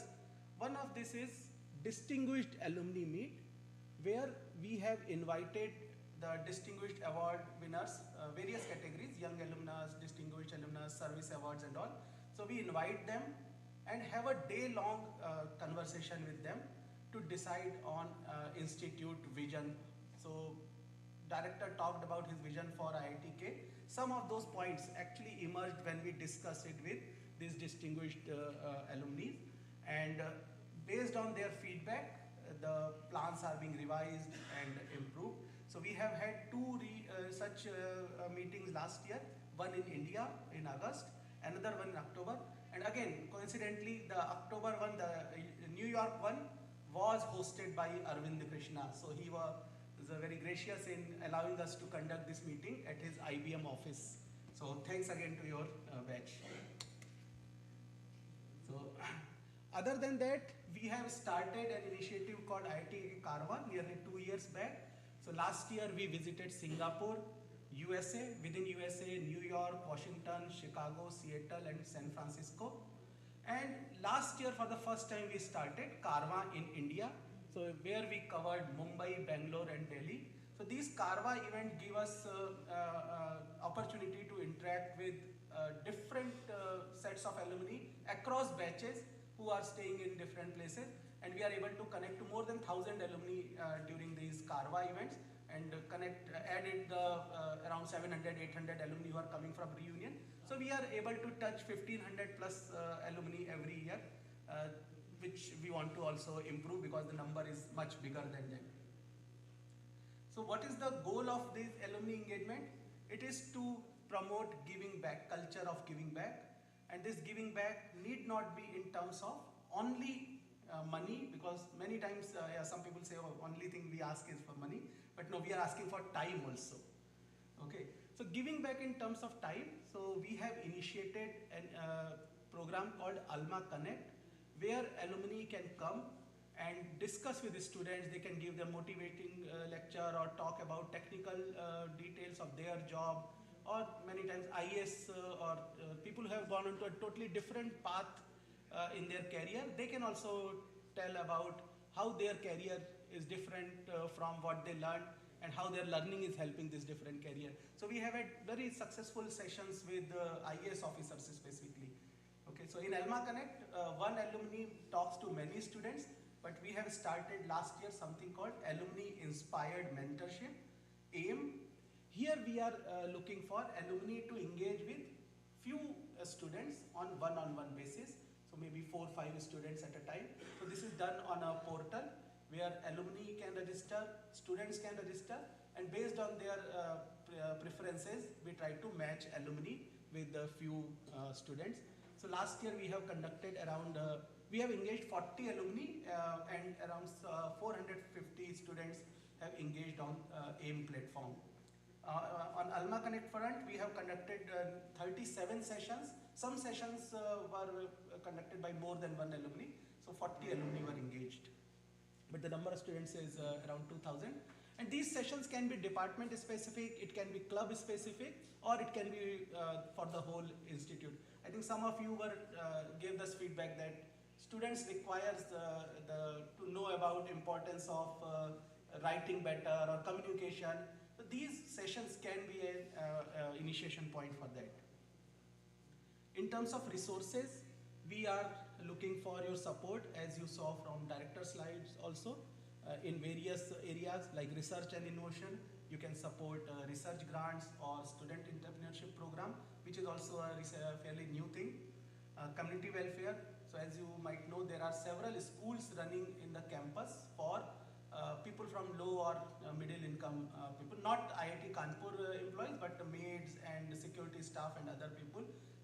We have this Shiksha Sopan run by Professor H.C. Verma, which is again catering to nearby villages. And there are infrastructure projects. For students, we have scholarships, awards, travel grants, etc. And for faculty also, chair fellowship and travel grants and other kind of things. So I'm not going to go into too much detail of this, but our team will be happy to help you if you need more information. There are various avenues for giving back. So we are already doing annually giving for India-based alumni. For US-based alumni, this is typically done just before December time. We also look for batch initiatives, like whenever people come for reunion or otherwise, they come up with some project for which they want to support. We run specific campaigns. For example, recently we ran N. Satyamurthy lecture series campaign.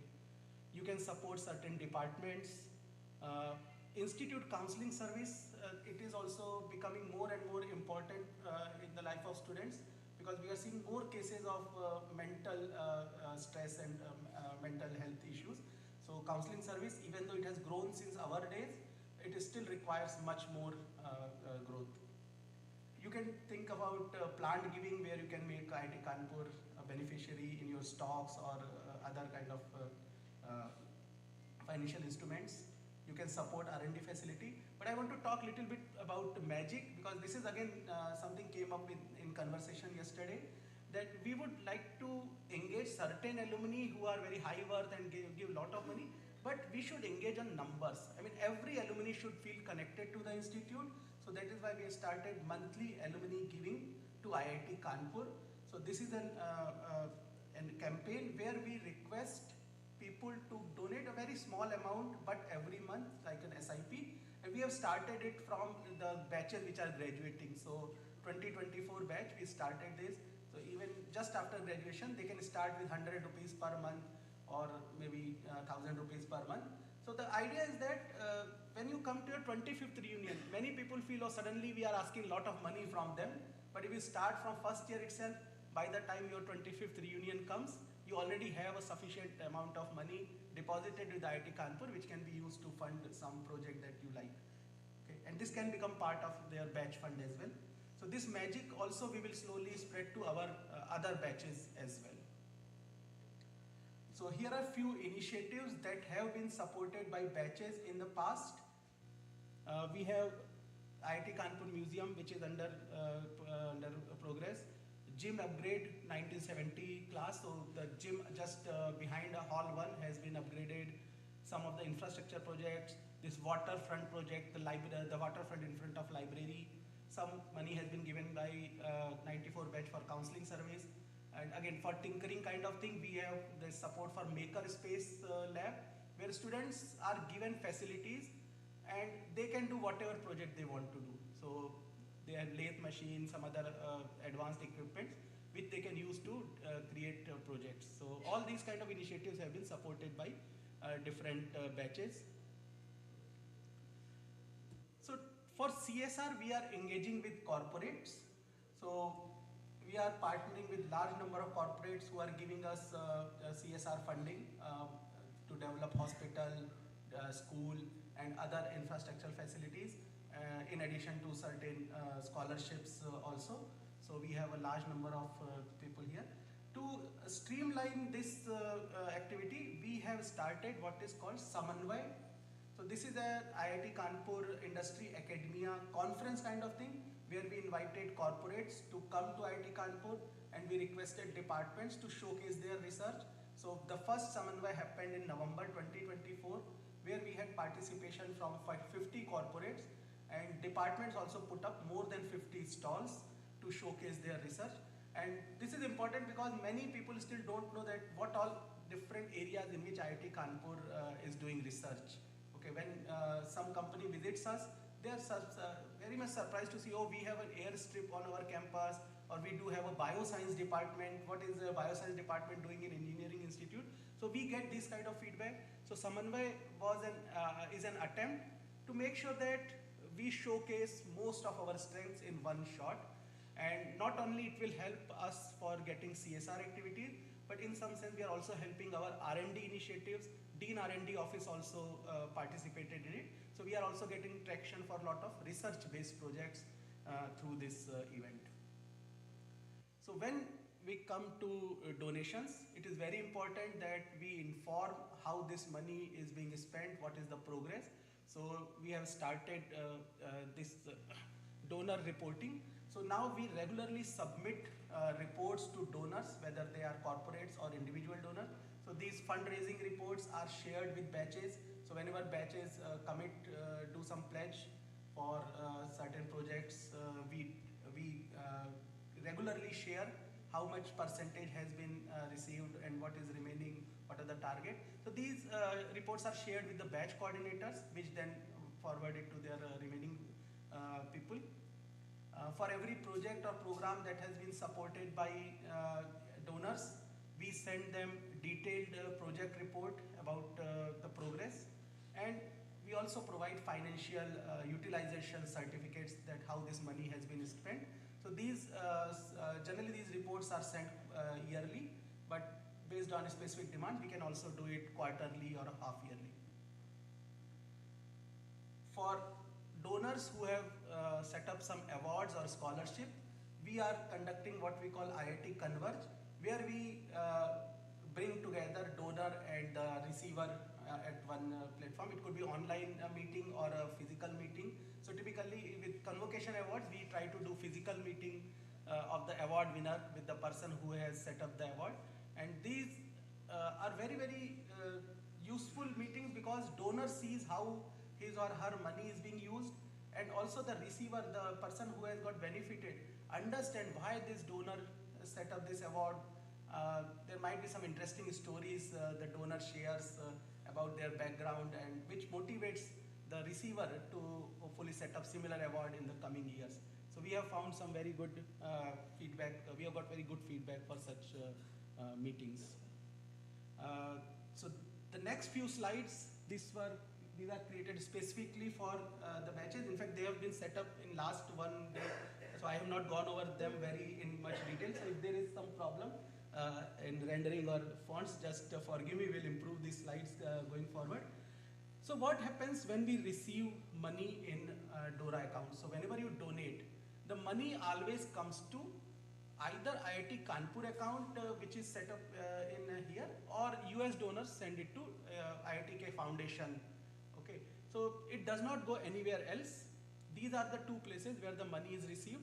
Once money is received and it has been realized, and finally it gets realized at IIT Kanpur account only. So IIT Kanpur becomes the kind of owner of that money. Once it is received here, if it is a scholarship or award kind of purpose given for scholarship of award, we have a body called Senate Scholarship and Prize Committee. So they are the body to implement scholarships and awards. Okay, so they do the due diligence, they create the proposal and send it for Senate approval and so on. Our office is just a helper for them.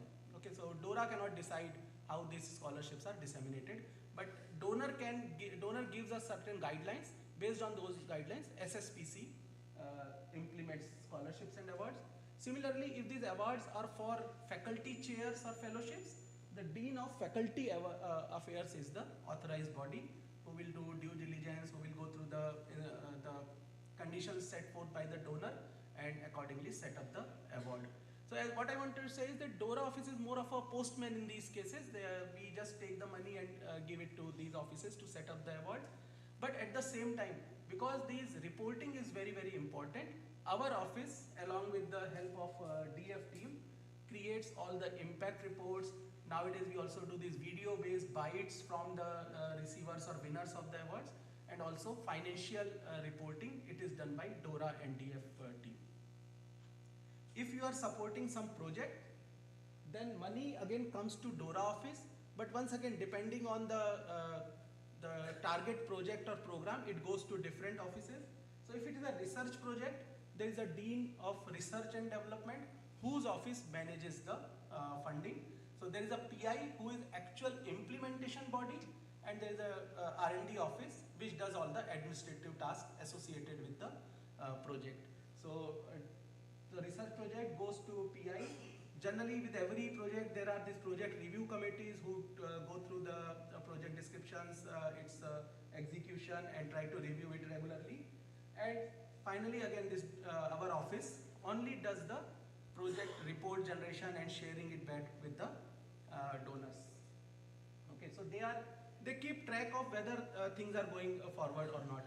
So as I said, since these offices have been set up relatively in last few years only, so we are still streamlining these processes.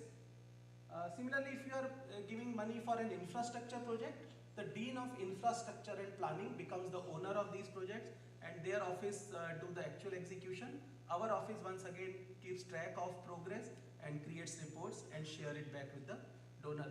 So in each cases, there are committees which will review the progress of the project and can highlight any if we are falling behind. Okay, so we can discuss more details over lunch or over dinner. But what I want to say is that over last few years, because things have becoming, we are streamlining things and improving our execution. So we have been able to get much better, do for much better fundraising. So as you can see, this is the last 5-year funds that we have collected. So since 2021-22, we are going upwards of 100 CR. So if you see average of last 3 years, it is around 150 CR. This year also, I think we will be able to match our target, maybe 200 CR or plus. So we'll see. So some of the major donors, so I'm just going to the picture. So yeah, some of them could be your batchmates also. So again, another question while I was sitting there, that who are the people who are going around? So we have 3 different teams also. So here is the team of Dean of Resources and Affairs Office. So these are sitting and working with me. So you will see these people around, or you might be getting emails from OIC or Aparna or somebody else. Similarly, we have IITK Development Foundation team. So this team sits, most of them sit in Kanpur, but some of them also sit in Noida. So you will be seeing DF team around, meeting them during lunches and dinners, and even conducting this program. And the third team is Alumni Association. So Alumni Association is a more distributed team because it's more of elected members. So we have Rakesh Sharma ji here, who is president, Arun Saha, who is an institute faculty, who is a secretary, and then Babita ji is there sitting at the back. So she's at Kanpur. But most of these people are in different cities, even in US. Some of them are in US. There were some questions about tax benefits for the donations. So if you see, for individual Indian residents, when you give a donation, you can get 100% tax benefit under 80G section of income tax. Corporate bodies also get 100% tax rebate. Corporate bodies, if they are donating for corporate research funds, so these are endowment funds, this is research funds, so for research, still they get 100% deduction, but under a different section of Income Tax Act.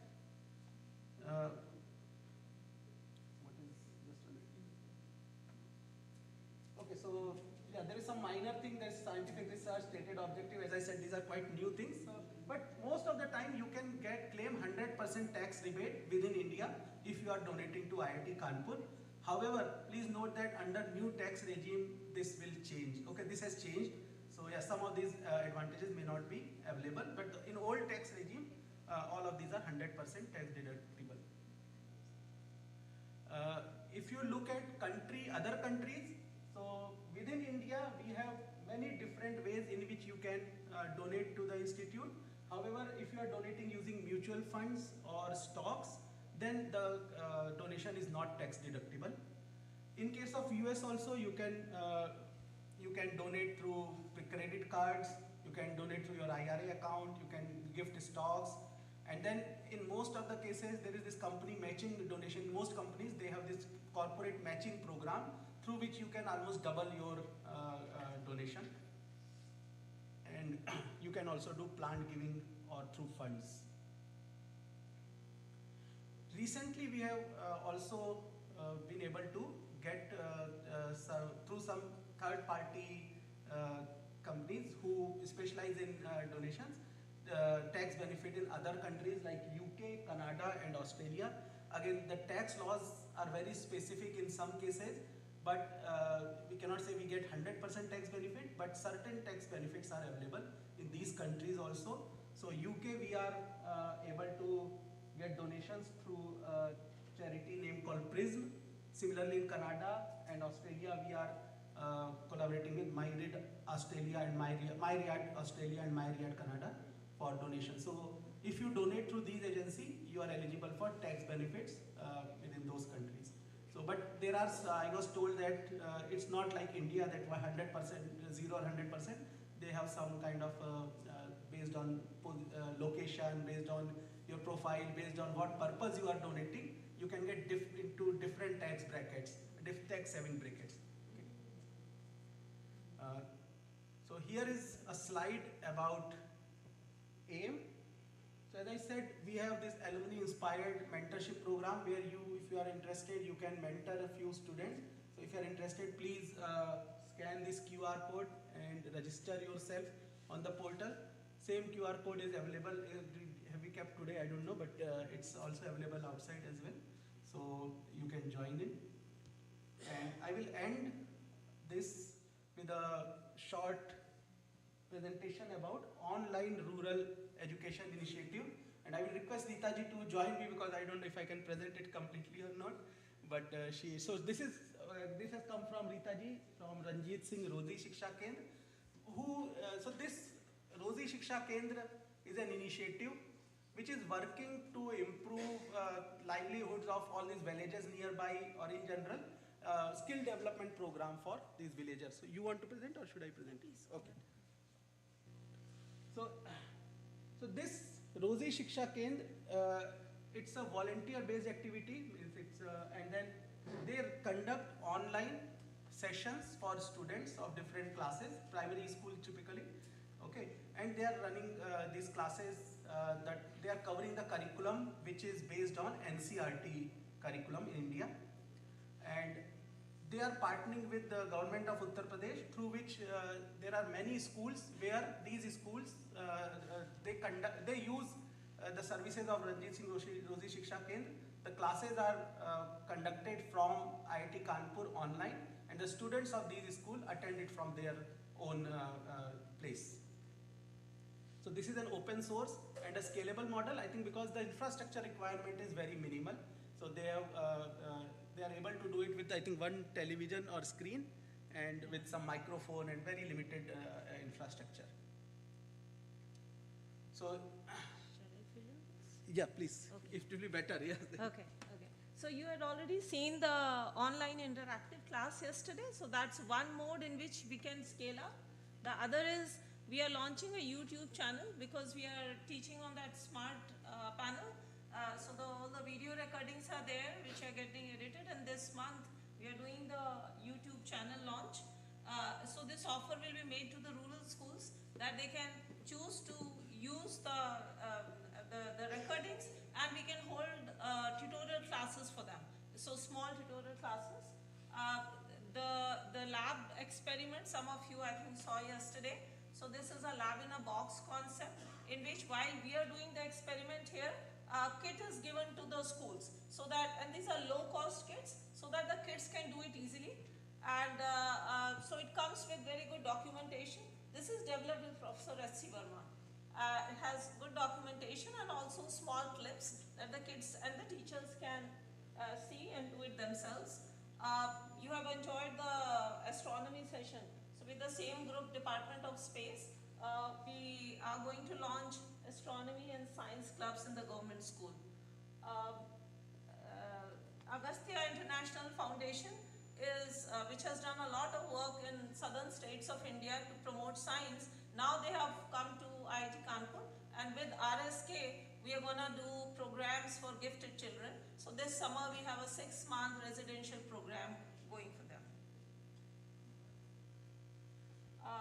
So the plan is that around our institute, see, when we are talking of even translational research or impactful work, the idea is that IIT Kanpur ke aaspaas, around 100 kilometer range, take all the schools, take all the secondary level schools, and make them part of this online rural education system. This will directly benefit at least there are 50 kids in each class. So multiplying that, every year you will be benefiting 20,000 plus rural kids. The cost of supporting one school is 3 lakh. So the ask is of 3 crore. So I think that is it. That if there are any questions on this. So yes, so other thing is that you must be getting emails from these 2 email IDs, Dora@ITK and Dora_desk. If you are not getting it, please check your spam folder or check that you have not registered with some dummy email account that you never open. Okay, so please make sure that you use an account which you look at, because nowadays we are very actively connecting with all the alumni, sending a lot of, you can say, event invitations as well as updates about institute activities. We are also active on all social media channels, LinkedIn, Instagram, Facebook, and X. So please connect with us and follow us. Thank you so much.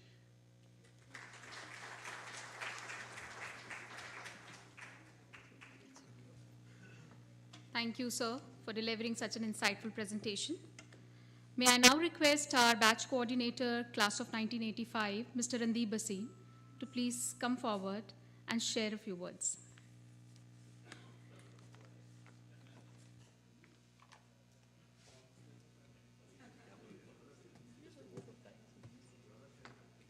Okay.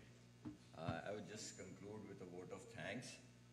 First to the IIT the Institute, DORA, IIK, TKDF, and all of you here, and your spouses who have joined us. Thank you so much for coming in and making this a wonderful event. Thank you, guys. Kya hua, Piyush?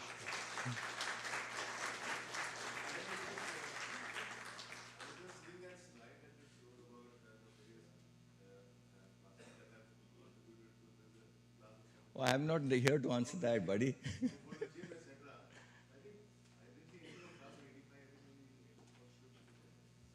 Hello, I think let's conclude this session. You're all feeling hungry. Thank you. Okay, why don't you come up with him?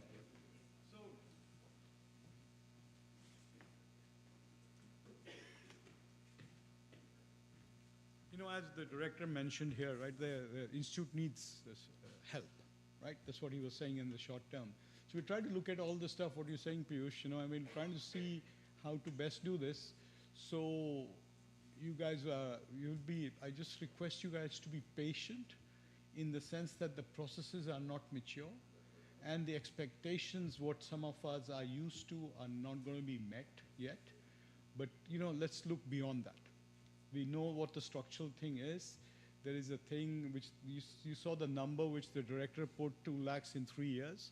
So we are making sure that there are less pain points to get to that level for each individual level.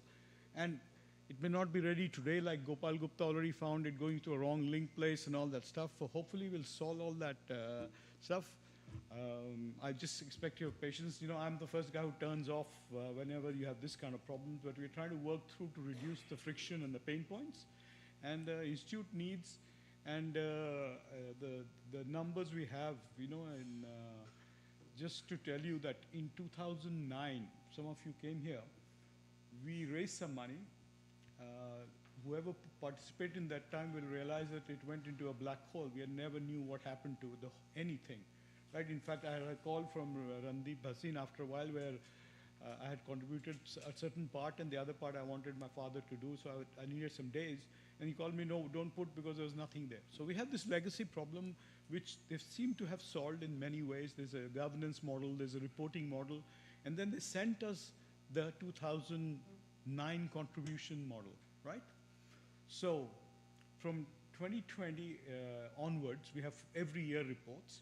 So that batch fund is actually contributing 1 lakh rupees for a scholarship fund, which they've combined few orphan funds, and the corpus of it is 54 lakhs. Right? So the thing is, it didn't go away, it's just that it wasn't communicated, right? And we're trying to fix all these pain points and things like that, you know, and be patient on it. You know, I'm the first guy who normally gets upset by these kind of administrative and process amateurism, to put it nicely.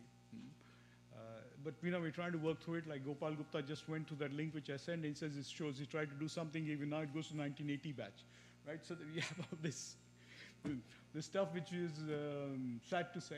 But what you think is, if we get through these processes, that I think we can help in a meaningful way to the institute. And then if we do the pledges now, and then we can go to the next stage, right? The pledge section seems to be working, right, Amit? It goes to the right link, it's the donation link, which is going to some other link. They're trying to fix it. But the pledges thing is working fine. And we have made sure that the process can be a way that it's a monthly contribution for whom it will make sense, right? So if you are anywhere, if it's put $100 a month and slowly goes, and you do it for 3 years or 5 years, the window is still 5 years to give. So you can do that. You can choose quarterly frequency, annual frequency, whatever it is, right? So it make it easy for everyone, and then these guys will issue all the certificates of tax. So all the thing is a lot of places different depending on where you're from. The best tax benefit has been got for the institute, right? Yeah, and then hopefully we can get to a place where all the governance and the numbers are live, which it should be these days and ages, right? There's no reason why it shouldn't be. Right? But we'll get there. So just, guys, I don't want to stand between you and your lunch and my lunch. And you can keep asking me questions.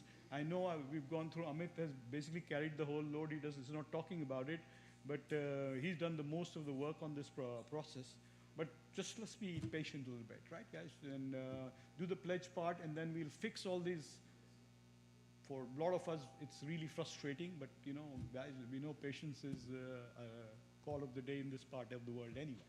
Yeah. Thanks, anyone, guys. Let's go to lunch. May I now invite Mr. Kapil Kaul, CEO, IIT Kanpur Development Foundation, to conclude today's session.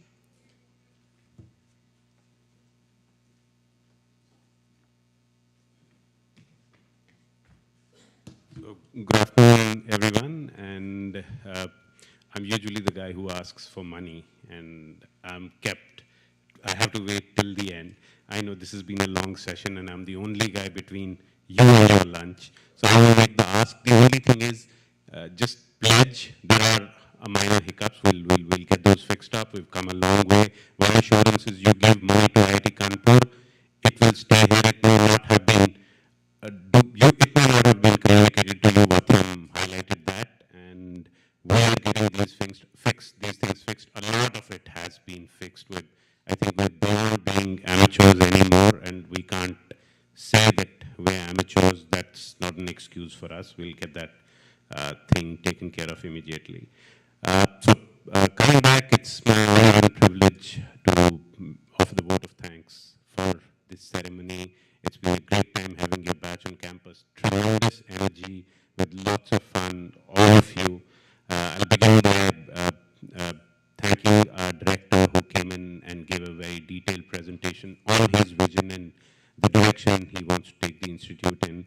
Thank you to Professor Amal Karkare, Dean of Resources and Alumni, to give you a sense of what we are doing in the Alumni office. We're really lucky to have Shri Rakesh Sharma ji with us, who's the President of Alumni Association. This is, as Amal said, for the first time we had Director, Dora, President of Alumni Association together at a reunion. So it is a special occasion, and thank you to him for flying in all the way, especially for this. Thank you to your batch coordinators, Randeep ji and Rita ji, Rajiv, Sukanta, Amit, Vatyam, and Abhiveshwari, who've been putting in a lot of effort in making this reunion a reality. I would say most of the work has been done by these folks. We're just providing support from our end, local logistical support, I would say. It's been a great experience even for us to see the way you have bonded. Now, thanking my team who's been working with us on organizing you, but most importantly, all of you who are here with your families, spending time with each other and spending time seeing what is happening at the Institute. So thank you very much. And with that, we conclude, and let's go get some food. It's been a while. We've been there. Thank you. Thank you, everyone.